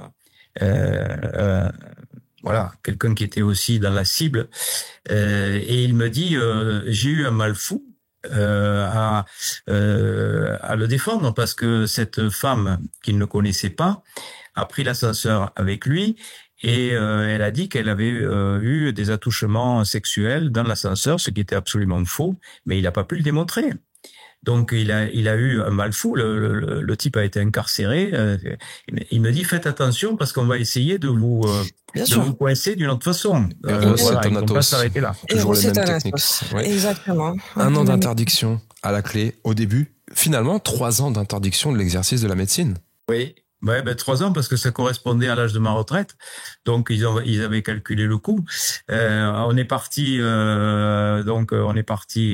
d'abord bien sûr en appel parce qu'on trouvait mon avocat m'a dit mais j'ai jamais vu ça. Moi j'ai défendu des anesthésistes qui ont été reconnus en responsabilité pour des blessures involontaires ou même homicide involontaire, ils n'ont jamais été interdits d'exercice un seul jour. Et vous, pour quelqu'un qui prétend avoir été conscient sans aucune preuve, vous êtes interdit d'exercice pendant 1 an. Donc on part en appel, c'est pas possible. Donc on est parti en appel et en appel j'ai pris 3 ans au lieu d'1. Donc et j'avais pris un deuxième avocat qui m'a coûté 3 fois plus cher et j'ai pris 3 ans de plus, 3 fois plus quoi. Et donc on est parti aussi en cassation parce qu'il y avait des vices de forme. C'est pas sur le fond, c'est sur la forme, la cassation. Et il y avait des vices de forme évidentes, c'est-à-dire que l'expertise n'a pas été contradictoire, j'ai pas pu me défendre. On n'a pas pu avoir accès au dossier médical, ce qui est totalement illogique. Il m'a dit, moi, j'ai jamais vu ça dans une affaire. Le principe donc de la défense, c'est d'avoir accès à toutes les pièces du dossier. Et ça, c'est un principe fondamental dans la défense des gens. Et ça, on n'a pas eu accès au dossier médical. Ça semble fou. Donc, il y avait une feuille d'anesthésie qui montrait qu'il n'y avait aucune anomalie. Et donc, on est parti à la Cour européenne des droits de l'homme. Et normalement, la Cour européenne des droits de l'homme donne donc un avis, mais dans les 5 ans, c'est très long. Et là, quelques mois plus tard, elle est pas compétente. On a un avis de la Cour européenne des droits de l'homme qui se déclare incompétente pour juger cette affaire. N'importe quoi. Donc, en fait, le résultat de tout ça, c'est quoi? C'est que j'étais interdit d'exercice de la médecine au moment même où je voulais la quitter, parce que je me reconnaissais plus du tout dans ces énergies-là et je m'éclate toujours dans mes activités d'hypnose. Et puis, ça m'a fait, comme dit Jacques Seguela, il n'y a pas de bonne ou de mauvaise publicité, il n'y a que de la publicité. Ça m'a fait connaître un petit peu plus. Donc, en fait, ils ont pas réussi, ils ont tout faux, quoi, sur le coup, parce que et ça m'a pas du tout bloqué. Moi, mon statut de médecin anesthésiste réanimateur qui est pratiqué l'anesthésie réanimation sans aucun problème. Je le dis pas ça avec forfanterie, c'est vrai. C'est très rare qu'un anesthésiste réanimateur au cours de sa carrière n'ait pas au moins un problème juridique. J'en ai eu 0. J'ai été donc le médecin référent d'un service de réanimation. J'ai été le président de CME de l'établissement dans lequel je travaillais, c'est-à-dire élu à plusieurs reprises par les chirurgiens, les cardiologues et tous les praticiens qui composaient cette clinique. Je suis à l'origine du SAMU 09 avec un autre anesthésiste, donc je veux dire j'étais très très bien intégré, j'ai jamais eu un seul problème. Et là, comme par hasard, il y a un patient qui soi-disant aurait été conscient pendant une de mes anesthésies. C'est totalement improbable. Moi, je peux pas aller contre. C'est comme si une femme dit qu'elle a été attouchée dans un ascenseur. C'est exactement pareil. Je peux pas apporter la preuve du contraire. On peut dire que le patient n'a pas souffert parce qu'il y a des signes objectifs de souffrance, mais on peut pas dire s'il a été ou pas conscient pendant mon anesthésie. Et c'est quand même bizarre parce que un seul qui se présente de cette façon en 35 ans d'exercice et à ce moment-là, c'est quand même une sacrée coïncidence. Et je crois que les gens sont pas dupes. Et ils ont vu que j'étais l'objet d'une cabale contre moi pour essayer de me faire tomber. Et au lieu de me faire tomber, on m'a mis sur un piédestal. Donc voilà, ça a été l'inverse. C'est l'univers qui décide, c'est pas les gens. Oh, puis c'est un mal pour un bien, c'est le fameux tremplin que tu évoquais en début d'émission. Hein. Oui, voilà. Alors bon, on va continuer sur les prochains chapitres. Moi, tu parles de l'intuition. Tu dis que pendant cet SCH, on se connecte également à ce qu'on appelle la conscience universelle, le champ morphogénique, ce que certains appelleraient les champs akashiques, les mémoires akashiques, les annales akashiques. C'est très intéressant. On vous renverra vers l'ouvrage, bien entendu, parce qu'on va pas pouvoir tout évoquer encore une fois, mais il y a une autre partie qui m'intéressait, c'est les délocalisations temporelles. Tu dis qu'en arrêt cardiaque, environ 40% des expérienceurs ont des perceptions rétro-cognitives ou pré-cognitives. Alors là, on est dans un film de science-fiction, c'est-à-dire des visualisations de leur passé ou de leur futur. Beaucoup voient défiler toute leur vie en accéléré dans les moindres détails, en ressentant tout le bien et le mal qu'ils ont fait aux autres, comme s'ils appartenaient à un grand tout indivisible. Et là, en fait, c'est du bis repetita avec Sylvain, Tamara. Oui, à un moment donné, nous on fait pas exprès. Hein. On invite des intervenants c'est pas planifié à l'avance. Non, pas jamais. En plus. Non, les émissions sont prévues. Oui, mais on n'a pas calculé qu'ils répondraient tous les uns et les autres qui viendraient. Jean-Jacques voilà. Non, donc les émissions on les prévoit quand même, mais on ne prévoit absolument pas une certaine redondance ou tiens on va traiter ce sujet puis juste après sera le bon moment pour traiter celui-ci ou pas du tout. On fait en fonction, pour être transparent avec vous, on fait en fonction des disponibilités de nos intervenants. C'est tout. C'est le seul critère. Mais on voit bien se dessiner de plus en plus chez Abdessid, on voit bien se dessiner au fil des saisons, au fil des intervenants, des porte-paroles différents d'une même expérience, d'une même compréhension, ça part dans la même direction. Ça prend des formes différentes parce que l'intervenant a son vocabulaire, mais finalement on parle toujours de la même chose. C'est très très très congruent. C'est ça qui est assez émouvant et assez beau, parce que on a des approches totalement différentes. Moi, avec mon approche de médecin anesthésiste réanimateur, j'ai une approche différente des médiums et j'ai une approche différente de certains qui s'intéressent à la spiritualité, mais on converge tous sur la même conclusion et qui est indéniable. Avec toutes ces preuves que nous avons maintenant, on peut difficilement dire que nous sommes qu'un corps terrestre, que nous sommes que de la matière, que nous ne sommes pas un esprit incarné. Il faudrait être bien naïf pour penser que nous ne sommes que le corps que nous représentons sur Terre, compte tenu de toutes ces expériences. Encore faut-il les connaître, encore faut-il les étudier, c'est vrai. Mais quand on a accès à ces expériences, on est obligé de reconnaître ça. Certains les canalisent, toi, tu les étudies. Et c'est là où, moi, ça m'intéresse. Mon côté journalistique, très analytique, effectivement, que tu avais bien cerné en début d'émission aussi, il est là, il est bien présent. Et là, tu commences à avoir un panel assez représentatif, quoi, avec des échantillons de plusieurs milliers de personnes qui ont vécu ces expériences. Donc, on est quand même dans du factuel. Et tu viens, encore une fois, corroborer d'autres propos. Tu dis, par rapport aux délocalisations spatiales, cette fois-ci, que tu as interrogé des centaines d'expérienceurs et que chacune des personnes qui ont éventuellement vécu des EMI n'ont eu aucun sentiment d'angoisse, de peur, de tristesse, aucune colère, aucune panique. Les sentiments éprouvés, je cite, sont au contraire la joie, la délivrance et l'euphorie. J'ai demandé bien sûr les raisons qui poussaient à avoir cette attitude plus que surprenante, alors que durant la même période sur Terre, nous sommes tous très tristes et très malheureux de voir partir nos êtres chers pour l'autre monde. La réponse est unanime. Celui qui vient de décéder provisoirement n'a aucune douleur physique ou psychique, mais a surtout la certitude d'être vivant. Et là, voilà, c'est encore la continuité de l'émission qu'on a eue avec Alexis Ambre. Et c'est d'ailleurs une des questions phares que je lui avais posées. On a énormément d'entités, de défunts qui sont parmi nous dans notre dimension, qui sont peut-être certes en décalage par rapport à celle-ci, mais qui sont présents à nos côtés et qui ont une influence, qui peuvent aussi avoir une influence par rapport à des politiques, c'est-à-dire sur toutes les strates de la société, par rapport à nos enfants qui font de la Ouija le week-end quand ils ont un peu trop bu, par rapport à des politiques qui, Chirac faisait appel à des médiums, tout le monde le sait, c'est de notoriété publique, soyez certains qu'ils le font tous au jour d'aujourd'hui aussi encore. Mitterrand aussi, oui. Il avait son astrologue favori. Ouais, mais c'est là où, justement, et c'est ce qu'on avait dit dans ta première apparition sur notre antenne, on te remercie vraiment de faire ce boulot-là. C'est très, très important parce que c'est une vérité qui va devoir être évoquée de plus en plus dans le nouveau paradigme, dans le monde de demain, dans ce que certains appellent le New Age, et il se fourvoie à 1000%, arrêtez avec ce mot-là. Effectivement, il y a des sectes, il y a des courants sectaires, on les citera pas, d'accord, quelques-uns qui sont très connus, la scientologie, les raéliens, etc. Mais ces mouvements-là ont été créés, encore une fois, pour phagocyter, pour noircir une réalité qui est probante et qui ne demande qu'à éclater au grand jour. En fait, elle demande pas, elle s'impose. Elle est là, cette vérité. C'est ce qu'on voit aussi au fil des émissions, c'est que cette vérité est là. Alors, il y a ceux qui sont en train de lutter contre et qui sortent absolument toutes leurs casseroles à nous jeter dessus et leurs tomates, en disant bouh, New Age, bouh. Tu sais, on nous a accusés de love bombing aussi. Super. Alors que, pareil, parmi tous les témoignages, on voit bien parmi les points de congruence que l'amour inconditionnel et source de guérison. Tu en parles aussi dans ton bouquin. Donc voilà, on est sur ces points-là. Là où puisque c'est le temps des remerciements, moi je vais te remercier bien sûr pour tous les travaux, pour le courage que ça demande et l'humilité avec laquelle tu l'apportes. Tu disais oui, si ça peut faire déjà du bien aux gens, c'est pas si mal. Et on parle de guérison, on parle de miracle quand même dans les témoignages.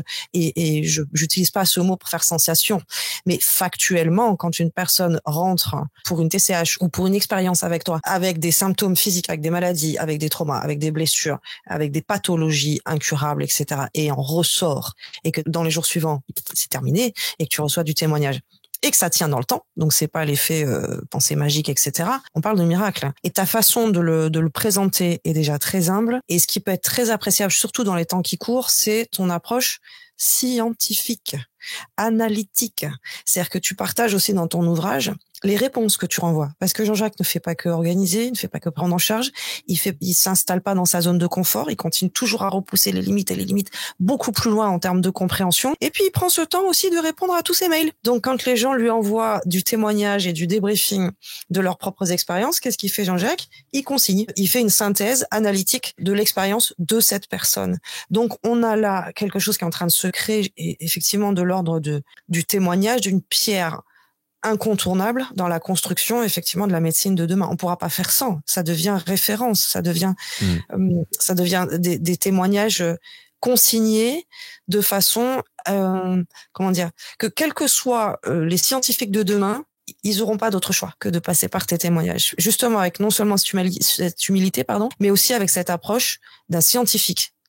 Donc même si c'est pas à eux que tu t'adresses, je suis persuadée moi que c'est la façon dont tu consignes tes témoignages, dont tu en fais synthèse et analyse avec ce prisme pragmatique et non pas perché. Il n'y a pas de meilleure façon de faire avancer le schmilblick. Donc merci pour tout ça, puisqu'on en est où, merci. C'était une longue parenthèse, on a beaucoup parlé là, oui, Jean-Jacques. Ouais. Ça nous arrive très peu de parler autant, mais c'est parce que tu déchaînes les passions quelque part. Mais non, mais merci de percevoir les choses comme ça, parce que moi je pense que la guerre qui se passe en ce moment entre les médecines alternatives et la médecine hospitalière est préjudiciable avant tout aux patients, parce que il devrait y avoir une complémentarité. Je dis pas une substitution non plus, parce qu'il y a les extrémistes dans les deux camps. Hein. Moi, je l'ai observé aussi. L'extrémiste dans l'autre camp existe aussi. Oui, je connais une femme qui s'est laissée dévorer par son cancer du sein. Je lui avais dit, mais fais-toi enlever cette saloperie. Elle m'a dit, non, je veux pas entendre parler de médecine. Donc, les extrémistes, ils sont dans les deux camps. Et ce qu'il faudrait faire, c'est arriver à concilier les deux camps, à concilier science et spiritualité, médecine hospitalière et médecine alternative. Ça devrait être facile, en bonne intelligence. Bien sûr, il y a des déviants partout. Bien sûr, il y a des charlatans. Bien sûr, il y a des mauvais médecins qui prélèvent des organes à des enfants pour les vendre. Et les salauds, ils sont partout. Ils sont pas forcément dans un camp. Donc, moi, je suis pour la réconciliation de ces deux mondes dans l'intérêt du patient. Et je pense que ce genre d'expérience peut donner l'espoir que c'est possible. Parce que moi, je dis toujours, quand je fais mes journées de PCH, pour le coup, de programmation cellulaire hypnotique, je dis toujours, ici, c'est pas la cour des miracles. Moi, je sais pas très bien ce que je fais faire des expériences aux gens. Il y a des gens qui disent être guéris de pathologie ou de douleur après avoir vécu cette journée. Je sais pas du tout comment ça marche, mais si vous sentez que vous avez une amélioration, n'arrêtez pas vos médicaments sans en parler à vos médecins, parce que ça peut être dangereux d'arrêter un médicament sans contrôle médical. Vous devez avoir l'aval de votre médecin qui éventuellement vous fera faire des tests complémentaires pour juger si vous avez besoin ou pas de prendre le médicament. Par exemple, il y a une jeune femme qui a ressenti une chaleur au niveau de son cou. Intuitivement, elle savait qu'elle guérissait de son problème thyroïdien. Elle est allée voir son médecin et il lui a parlé de cette hypnose faite par le docteur Charbonnier. Vous imaginez la réaction du médecin, mais à force de le titiller, il a fini par lui faire les tests. Il y a 12 T3, T4, TSH. Elle a plus besoin de lévothyrox. Donc je veux dire, ça c'est du concret. C'est pas de la guérison subjective, c'est du concret. On a pu vérifier avec des tests biologiques que la guérison était effective. Comment ça marche? Moi, je suis pas suffisamment intelligent pour vous dire comment ça marche. Mais ça marche. C'est ça l'essentiel. Comment marchent les barreurs de feu, comment marchent les magnétiseurs? J'en sais rien non plus, personne ne le sait, mais ça marche. Donc voilà, servons-nous de ces moyens. Alors on a la naissance du high concept. J'aimerais que tu, pareil, nous décrives très brièvement ce qu'est le high concept. Et j'aurai 2-3 exemples après que je voudrais t'évoquer. Ouais. Le high concept, c'est basé sur l'observation de ces ateliers de TCH, puisqu'il y a des gens qui ont été connectés aux énergies des lieux pendant ces ateliers, alors que je m'y attendais pas du tout, qui ont vu dépasser des lieux, qui ont vu des machins. Donc, je me suis dit, c'est quand même dommage de devoir faire ça dans les hôtels, parce qu'il y a tellement de lieux où il y a des énergies fortes sur cette planète, qu'il faudrait pouvoir amener des gens dans des lieux privilégiés. Et c'est l'univers qui m'a encore écouté, puisque le pouvoir d'intention, ça compte. Je terminais une conférence, c'était lors d'un colloque au Grand Rex, et à la fin de ma conférence, il y a un homme qui m'aborde, qui m'a dit, voilà, je m'appelle Eric Grange, je dirige une agence de voyage à vocation d'éveil spirituel, et je sens que nous avons des choses à faire ensemble. Eh oui, nous avons eu des choses à faire ensemble. On continue à les faire. Là, on va partir dans quelques jours au Cambodge pour faire de l'high concept, de l'hyper-immersion géolocalisée hypnotique, c'est l'acronyme HIGH, H-I-G-H, dans des lieux privilégiés, le temple d'Angkor, etc. Donc, on est parti en Égypte, en Grèce. On est parti aussi sur des crop circles pour voir ce qui se passait avec les mondes extraterrestres dans la région de Stonehenge, du Wayshare, au mois de juillet 2023. On est parti à côté de chez moi parce que ici, j'ai repéré des lieux très forts en énergie. Il y a la région de Rennes-le-Château, Bugarache, et Montségur, la grotte de Lombrive, où on a pu faire une expérience aussi magnifique dans la grotte. Tout ça étant privatisé. Alors, je sais pas comment c'est possible, mais il arrive à privatiser des lieux improbables, comme le Sphinx, par exemple. Privatiser le Sphinx, le temple d'Isis, la pyramide de Luxor, enfin, des lieux où normalement il y a beaucoup de monde. Il faut évidemment faire ces séances au calme et sans personne. Donc, on ferme l'accès au public, on privatise les lieux, et on fait ces expériences, et on a des expériences très fortes que je décris dans le livre que tu as lu. Ouais, on a reçu Eric Grange d'ailleurs, et on lui fait un petit coucou. Effectivement, c'est exceptionnel tous les voyages qu'il propose. En ce moment. Et il a des accès que d'autres n'ont pas, hein, parce que pour pouvoir privatiser le Sphinx, faut pouvoir. Je sais pas comment il fait. Ouais, avec les autorités locales, c'est très compliqué. Alors justement, en parlant de bad trip, parce que moi, en gros, on se connecte aux énergies sur place, et tu nous cites cet exemple de l'amphithéâtre de Torikos à flanc de colline. Tu dis la vingtaine de gradins de calcaire disposés en demi-cercle face à une surface plane de terre battue d'environ 200 mètres carrés laissait supposer que les spectacles de l'époque devaient être grandioses. En mettant mon casque micro relié à l'enceinte portatif pour commencer ma guidance hypnotique, je pressentais qu'il allait se passer quelque chose de lourd dans ce lieu si beau. Pourquoi ? Je n'en sais fichtre rien. Il y a sur cette planète des endroits magnifiques qui paradoxalement dégagent de mauvaises énergies. Après une hypnose d'environ 1 heure, les participants rejoignirent les gradins pour écouter le débriefing et partager leur expérience. Si les higher, alors tu les appelles les higher. Oui, parce qu'ils vont ailleurs, et plus haut. Alors c'était higher. Effectivement. Bon là, ils ont été dans un endroit un petit peu glauque. Ils ont vu des scènes de fêtes et de liesse avec des danses joyeuses et de la belle musique. Alors ça, c'était une minorité des participants. L'autre majorité s'était retrouvée dans un milieu avec des scènes horribles où il était en question des rites sacrificiels avec des jeunes vierges, tu dis des enfants et des bébés égorgés sous les applaudissements de la foule, des jarres et des bacs de pierre remplis de sang, des jeunes esclaves battus à mort, des sortes de bourreaux au crâne rasé qui exécutaient les danseuses après leur chorégraphie. Tout cela complétait ces horribles récits. 14 personnes dirent s'être endormies dès l'induction comme une sorte de protection. Alors là, c'était pas ton cas, Tamara, toi, c'était pas une protection en l'occurrence, mais eux, ils ont hop, lumière éteinte, trou noir, écran noir pour pouvoir se protéger par rapport à ça. Ou alors, moi je pense qu'ils sont peut-être pas endormis, mais peut-être que ils ont été dans un état de conscience modifié et qu'ensuite ils ont eu une amnésie de ce qui s'est passé tellement c'était violent, parce que c'était peut-être l'endroit où il y a eu plus de gens qui ont dit avoir dormi, alors que il y avait pas de quoi dormir. On était au soleil. Les gens étaient installés sur des roches, donc c'est pas très confortable pour s'endormir là-dessus dans ces conditions. Et on a eu beaucoup d'endormissements, soi-disant endormissements. Et moi, je crois plutôt qu'il y a eu un système de protection, de verrou, de conscience par rapport aux scènes qui ont été décrites par d'autres personnes qui étaient assez nombreuses, d'écrire des scènes horribles. Ils étaient combien à avoir vu tout ça ? Ils étaient nombreux. Enfin, je les ai pas comptés, mais ils étaient nombreux. C'était pas la majorité, mais des gens qui ont eu des expériences, mais presque. il y a eu des gens qui ont vu des scènes de liesse, de danse, etc., comme il est décrit sur les guides touristiques, mais il y a d'autres personnes qui étaient nombreuses, peut-être plus nombreuses que les autres, qui ont vu ces scènes horribles. Et ce qui est intéressant, c'est que les guides ne connaissaient pas l'histoire de ce lieu, mais ils nous ont dit que c'était tout à fait possible, parce qu'il y a eu à cette époque, alors que les Grecs sont très puritains et horreur des scènes de violence, il y a eu un certain nombre de manifestations occultes qui ont été menées dans des lieux qui étaient privilégiés pour leur beauté ou pour leur architecture.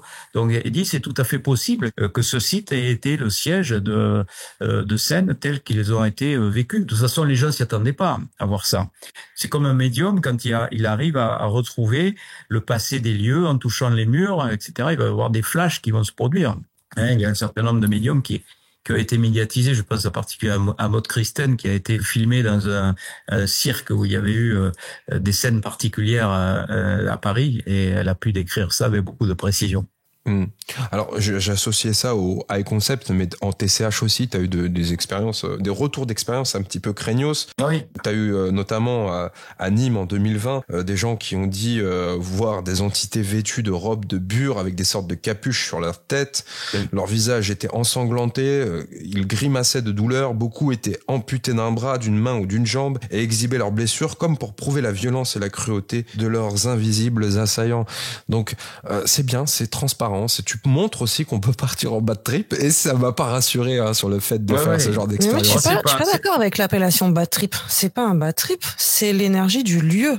C'est la mémoire du lieu que certains participants, donc que ce soit en TCH ou en PCH, c'est la mémoire du lieu, parce que là, l'anecdote à Nîmes, Jean-Jacques, il a eu les sous-titres. Il a compris qu'est-ce qui s'était passé. Parce que justement, l'hôtel qui est construit à cet endroit-là avait son passif. Donc, on est vraiment sur de la mémoire du lieu, exactement comme tu le décris, Jean-Jacques, en disant, on est tous médiums. Grâce à cet outil-là, on accède à ce champ d'information, et effectivement, comme un médium, moi, je t'avais raconté, Rudy, mon passage en Martinique, certaines distilleries, j'étais pas prête du tout, je l'ai très très mal vécu, parce que j'avais effectivement cette double lecture de ici dans nos temps modernes, c'est sympa, la pelouse est tondue et on te vend du rhum. En d'autres temps, c'est ignoble ce qui s'est passé là. Ignoble. Oui, mais quand je te dis bad trip, Tamara, c'est que moi j'ai pas envie de me connecter à ces énergies du passé. Moi, je reconnais que c'est pas très vendeur. Non, ça donne pas très envie. C'est sûr.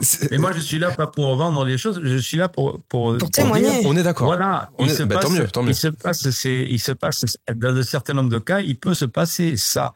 Et ce qui s'est passé aussi à Saint-Hippolyte, où il y a eu, donc, dans l'endroit où on faisait la TCH, des gens qui ont vu des petits enfants, cette fois, qui étaient ensanglantés, etc. Et là, on a appris que dans ce lieu, comme à Nîmes où il y a eu le massacre de Capucines, dans ce lieu, il y avait eu une erreur qui avait été commise par les Alliés, qui avaient bombardé ce lieu, pensant que c'était un repère nazi, alors qu'on avait caché les enfants là, au contraire, pour les protéger des nazis. Donc ça a été retrouvé. Bien sûr, il y a cette possibilité de retrouver les passés historiques des lieux, et ça c'est intéressant d'un point de vue historique, d'un point de vue pour les chercheurs, pas tellement pour la personne concernée qui fait l'expérience, c'est plutôt quelque chose de bad trip, comme tu dis, mais il y a aussi la capacité de pouvoir bénéficier des énergies des lieux, et où il se dégage des énergies tantôt positives, tantôt négatives. Alors c'est vrai qu'on essaye d'amener des gens dans des lieux où c'est plutôt positif, évidemment, pour qu'ils puissent recevoir des énergies. Par exemple, lorsque j'ai fait le premier high concept, c'était en Grèce, sur les traces du demi-dieu Asclépios, qui était un ancien confrère qui, a 3000 ans déjà, faisait des hypnoses, et les gens étaient installés, comme il y a 3000 ans, dans des stèles, dans des fauteuils de pierre, où ils recevaient mon hypnose, comme ils l'ont reçu il y a 3000 ans. Et il y a eu aussi des choses qui se sont passées et qui étaient intéressantes. Mais là, c'était de l'énergie positive. Et bien sûr, on va pas aller faire un high concept à Dachau, où, tu vois, j'essaye de trouver des endroits où il y a un passé historique, où il y a des énergies intéressantes pour les gens. Tu vas pas aller à Verdun dans les tranchées, quoi. Ben ouais. Je vais pas aller. Sauf à visée historique. Sauf à visée historique, avec un groupe, et c'est ça, avec des groupes volontaires. Alors bien tu sais, Rudy, oui. Moi j'aime à croire vraiment que l'univers fait très très bien les choses, et que pendant l'expérience, il y en a qui écran noir, il y en a qui ont vu le côté festif, et il y en a qui ont vu les coulisses. Parce qu'ils le pouvaient. Et je pense pas que ce soit du hasard. Oui, parce qu'ils peuvent processer l'information. et qui peuvent Il y en a qui ont été relier sans protégés aussi, ça a été le blackout. Alors ça me fait penser au chronoviseur. Moi. Tu leur donnes accès au chronoviseur, clairement. Alors on vous renvoie vers... Bah oui, parce que là c'est vrai que le premier cas évoqué, donc cette TCH qui est partie un petit peu en vrille à Nîmes, effectivement l'endroit où vous étiez avait été bâti sur une ancienne église qui abritait des capucins à l'endroit précis où s'était déroulé le 13 juin 1790 leur terrible massacre perpétré par des huguenots aussi cruels que sanguinaires. Donc on revit l'histoire, mais sans contrefaçon, sans caviardage, de manière brute et réaliste. Et là, bon, quand c'est une personne, 2, 3, 4, 10... Ah oui, mais on savait pas nous, du tout. Et on était étonnés. C'est pour ça qu'on a fait après des recherches pour savoir. Et on s'est aperçu effectivement qu'à cet endroit précis, il y avait eu cette histoire-là sur cet hôtel. C'est rare, mais bon. C'est impressionnant. C'est pas très très joyeux. On a eu aussi une entité qui s'est promenée à Toulouse. C'était une jeune fille toute petite, blonde, décrite chaque fois. Elle revenait. Et en fait, l'ancienne gérante de l'hôtel avait perdu une enfant de cet âge-là qui correspondait à la description. Elle venait dans ce lieu pour peut-être retrouver sa maman. Elle avait besoin d'être dégagée peut-être, je ne sais rien. En tout cas, de prière. Et souvent, il y a des âmes comme ça qui flottent et qui arrivent comme s'il y avait un rendez-vous. Et souvent, les médiums nous disent en rentrant, oh là là, il y a déjà du monde. Quand ils rentrent comme si c'était un rendez-vous et qu'ils nous attendaient et que la connexion allait se faire, quoi. Et les médiums ont parfois accès avant même l'expérience. Parce qu'il y a beaucoup de médiums qui viennent faire l'expérience parce que c'est toujours pareil, hein, les cordonniers les plus mal chaussés, comme on dit, et ils donnent des expériences aux autres, mais pour eux-mêmes, ils font rarement des expériences, et ça les passionne. Et bien sûr, ils décollent très vite, ils n'ont pas besoin de moi pour décoller, mais ils ont leurs expériences d'une autre façon. Et puis, quelquefois, il y a des médiums qui bloquent aussi. Il y a des médiums qui nous disent, moi, je suis pas habitué à rentrer en contact de cette façon, il faut pas que je sois dirigé. Et ça me dérange et donc ça m'a bloqué l'expérience. Il y a les deux. Alors tu as fait aussi ce concept-là, le high concept dans les crop circles. Est-ce que tu peux nous en dire un petit peu plus? Ah oui, le high concept dans les crop circles, c'est parce que ça aussi, on recevait de plus en plus d'informations des mondes extraterrestres. Je m'y attendais pas du tout. Moi, l'ufologie, je connais pas du tout. Je pense que quand il y a eu ce colloque au Zénith où j'ai été très gentiment invité, je devais être le plus ignorant de tous, de tous les intervenants. Sur ce monde-là parce que je me suis jamais intéressé à ça. Je m'intéresse depuis parce que il y a beaucoup de TCH qui nous disent avoir été connectés par des formes extraterrestres qui ne sont ni des humains ni des animaux. Ils les décrivent d'ailleurs souvent de manière archétypale. Hein. Alors il y a des grands êtres longilignes avec des têtes globuleuses. Quelquefois ils sont plus petits. Enfin, moi je me suis intéressé donc le peuple des Arthuriens, etc. J'essaie de voir à quoi ça peut correspondre et on voit que ça correspond à ces images archétypales et avec des conseils qui sont donnés par rapport à nos comportements humains, nous disant qu'il est temps de changer nos comportements humains pour ne pas aller dans le mur, parce qu'on menacerait non seulement notre propre existence, mais en plus l'existence de l'univers tout entier avec le développement de la force atomique. Donc, ils sont là pour nous donner des informations et pour nous dire de faire attention et de changer nos comportements. En gros, c'est ça, hein, le résumé de tous ces témoignages reçus en hypnose. Donc, je me suis dit, s'ils arrivent spontanément, moi j'aime bien faire des expériences, je vais faire des hypnoses dédiées au contact extraterrestre. Et c'est comme ça que nous sommes partis dans la région de Stonehenge sur des crop circles où j'ai pu faire donc des hypnoses pour demander des contacts avec les consciences intergalactiques. Alors peut-être que le Conseil d'Ordre va demander une deuxième expertise psychiatrique, c'est pas impossible, mais enfin, c'est pas grave. Je sais comment il faut faire, il faut pas s'énerver, c'est tout. Je m'énerverai pas, je vais prendre ça avec beaucoup de sourire. Parce que vraiment ça va pas me faire ni chaud ni froid, comme on dit. Et ça me fera perdre une journée, mais c'est tout. Mais on a eu des résultats qui sont ce qu'ils sont. Alors, on a eu des formes lumineuses qui ont pu être photographiées. J'ai pas du tout pensé à faire comme on a fait à Limoges, des photographies du ciel, à demander aux gens qu'ils prennent des photos, puisque ça a été fait à Limoges et c'était après avoir fait cette intervention et je connaissais pas du tout cette possibilité d'investigation.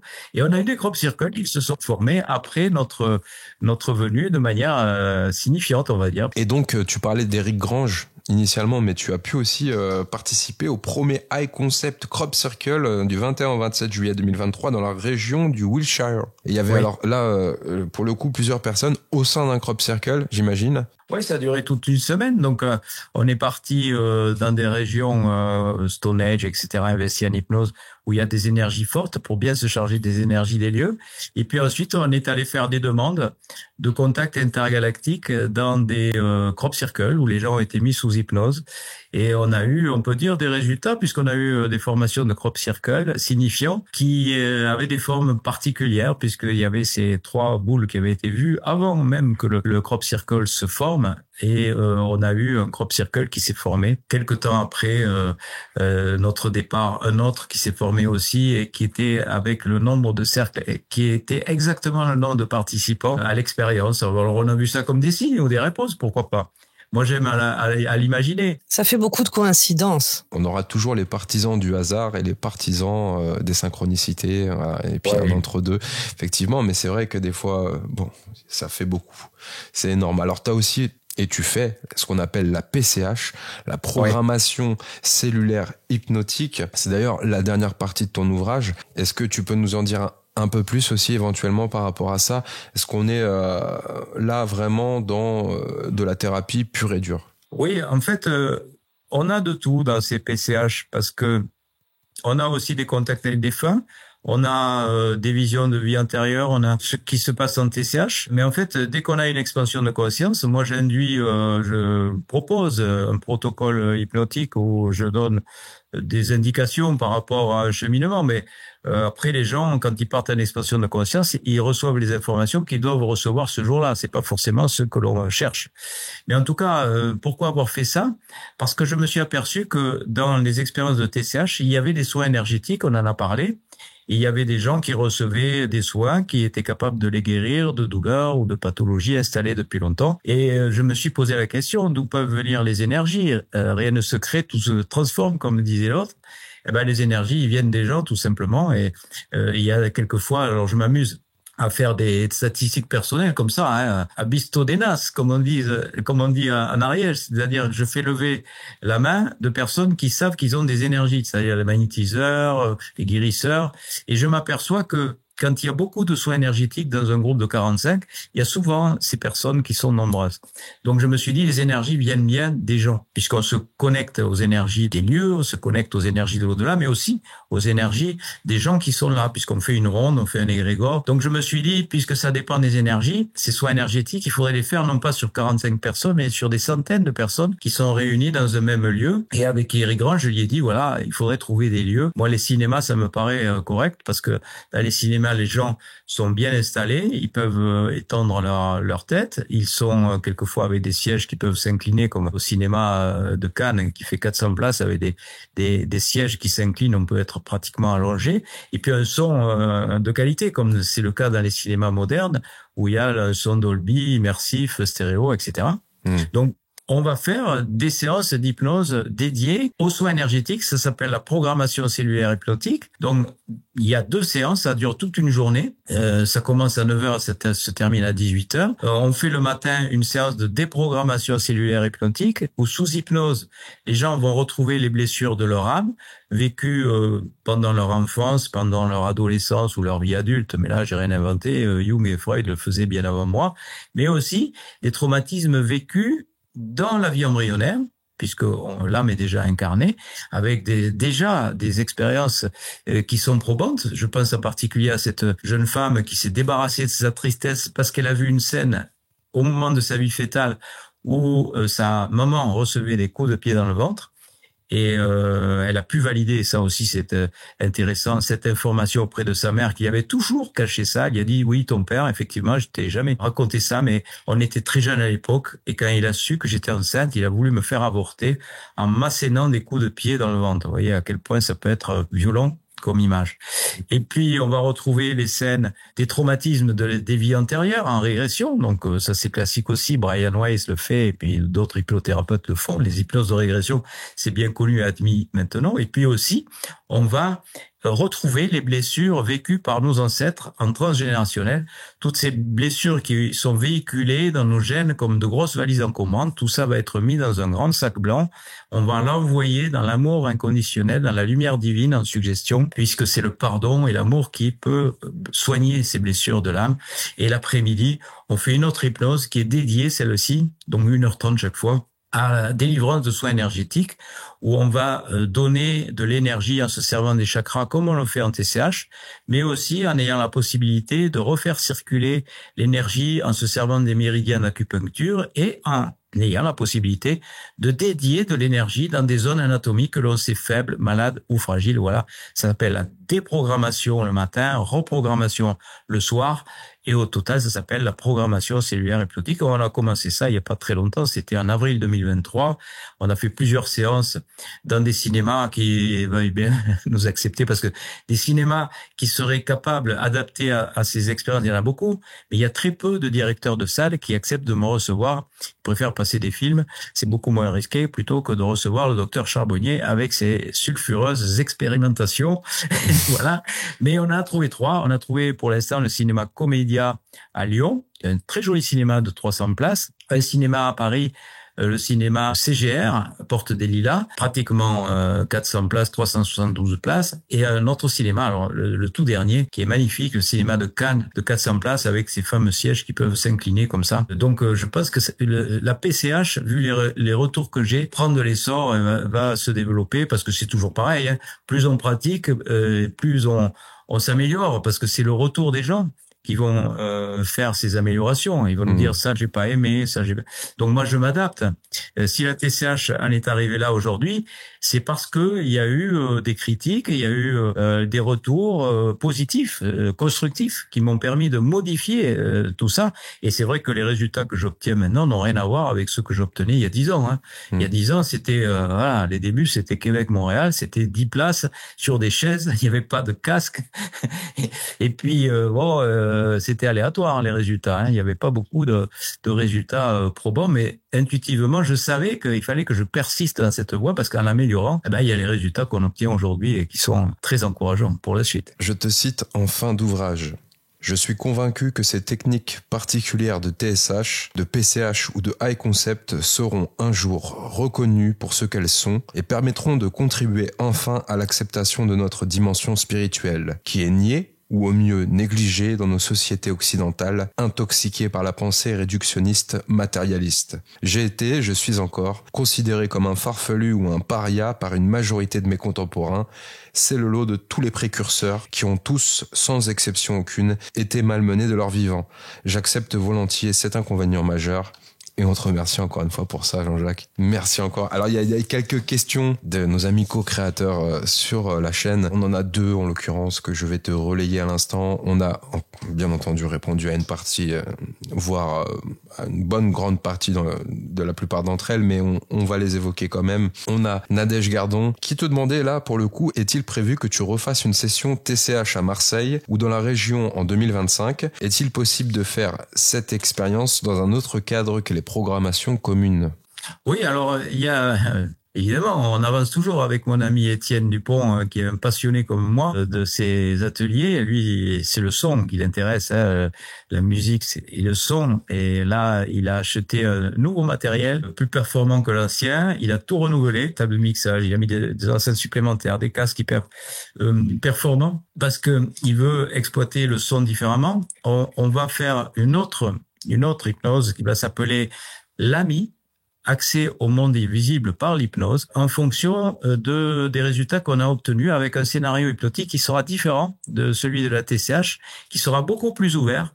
Parce que la TCH, à l'origine, pourquoi j'ai dit TCH? Parce que mon ami le père Brune, François Brune d'ailleurs, qui vient souvent manifester sa sympathie, comme il l'avait dit de son vivant, juste avant de mourir, il m'avait téléphoné en me disant « Je viendrai te faire des petits coucous en TCH ». Et donc, je pensais qu'il n'y aurait que les contacts avec les défunts. Et c'est pour ça que j'ai appelé transcommunication hypnotique par analogie à la transcommunication instrumentale, où là, on a des contacts avec les défunts par voie instrumentale, phonique ou visuelle, des écrans ou des téléphones ou des radios.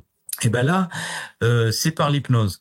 Et donc là, il n'y a pas que ça. Et donc le terme TCH est dépassé. Donc je me suis dit, on va s'adapter au ressenti des gens, on va s'adapter à ce qu'ils vivent dans ces expériences, et on va créer un autre concept avec un protocole hypnotique différent, avec un scénario différent, pour amener les gens à performer sur d'autres perceptions médiumniques que celles de la perception avec les défunts.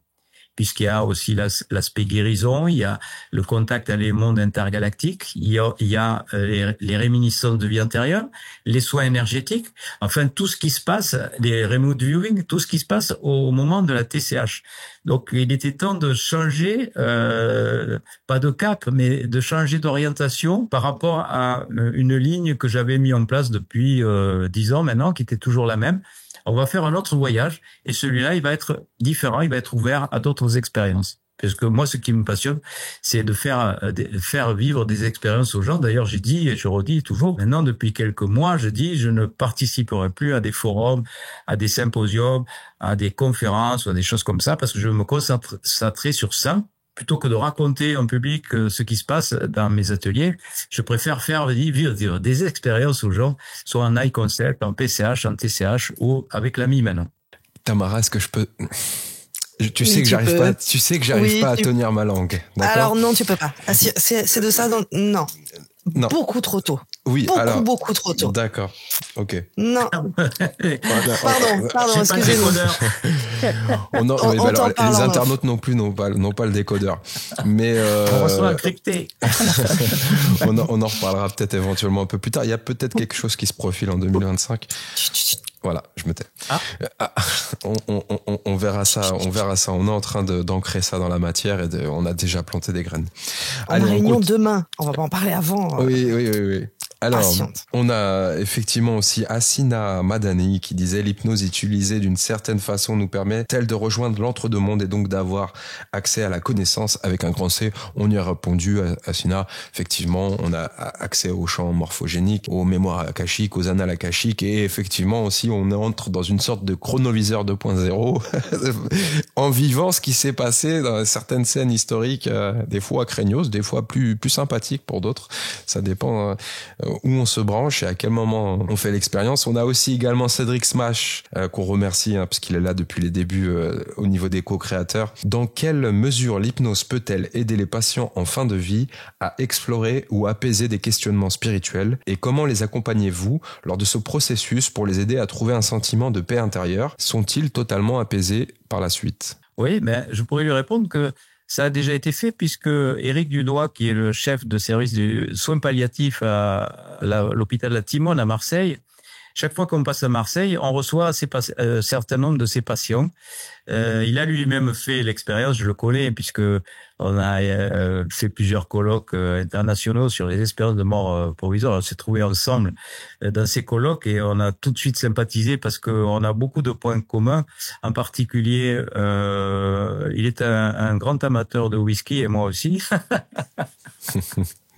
Ça fait partie des choses humaines, et on a pu refaire le monde comme ça dans des soirées ensemble. On s'est retrouvés que tous les deux, et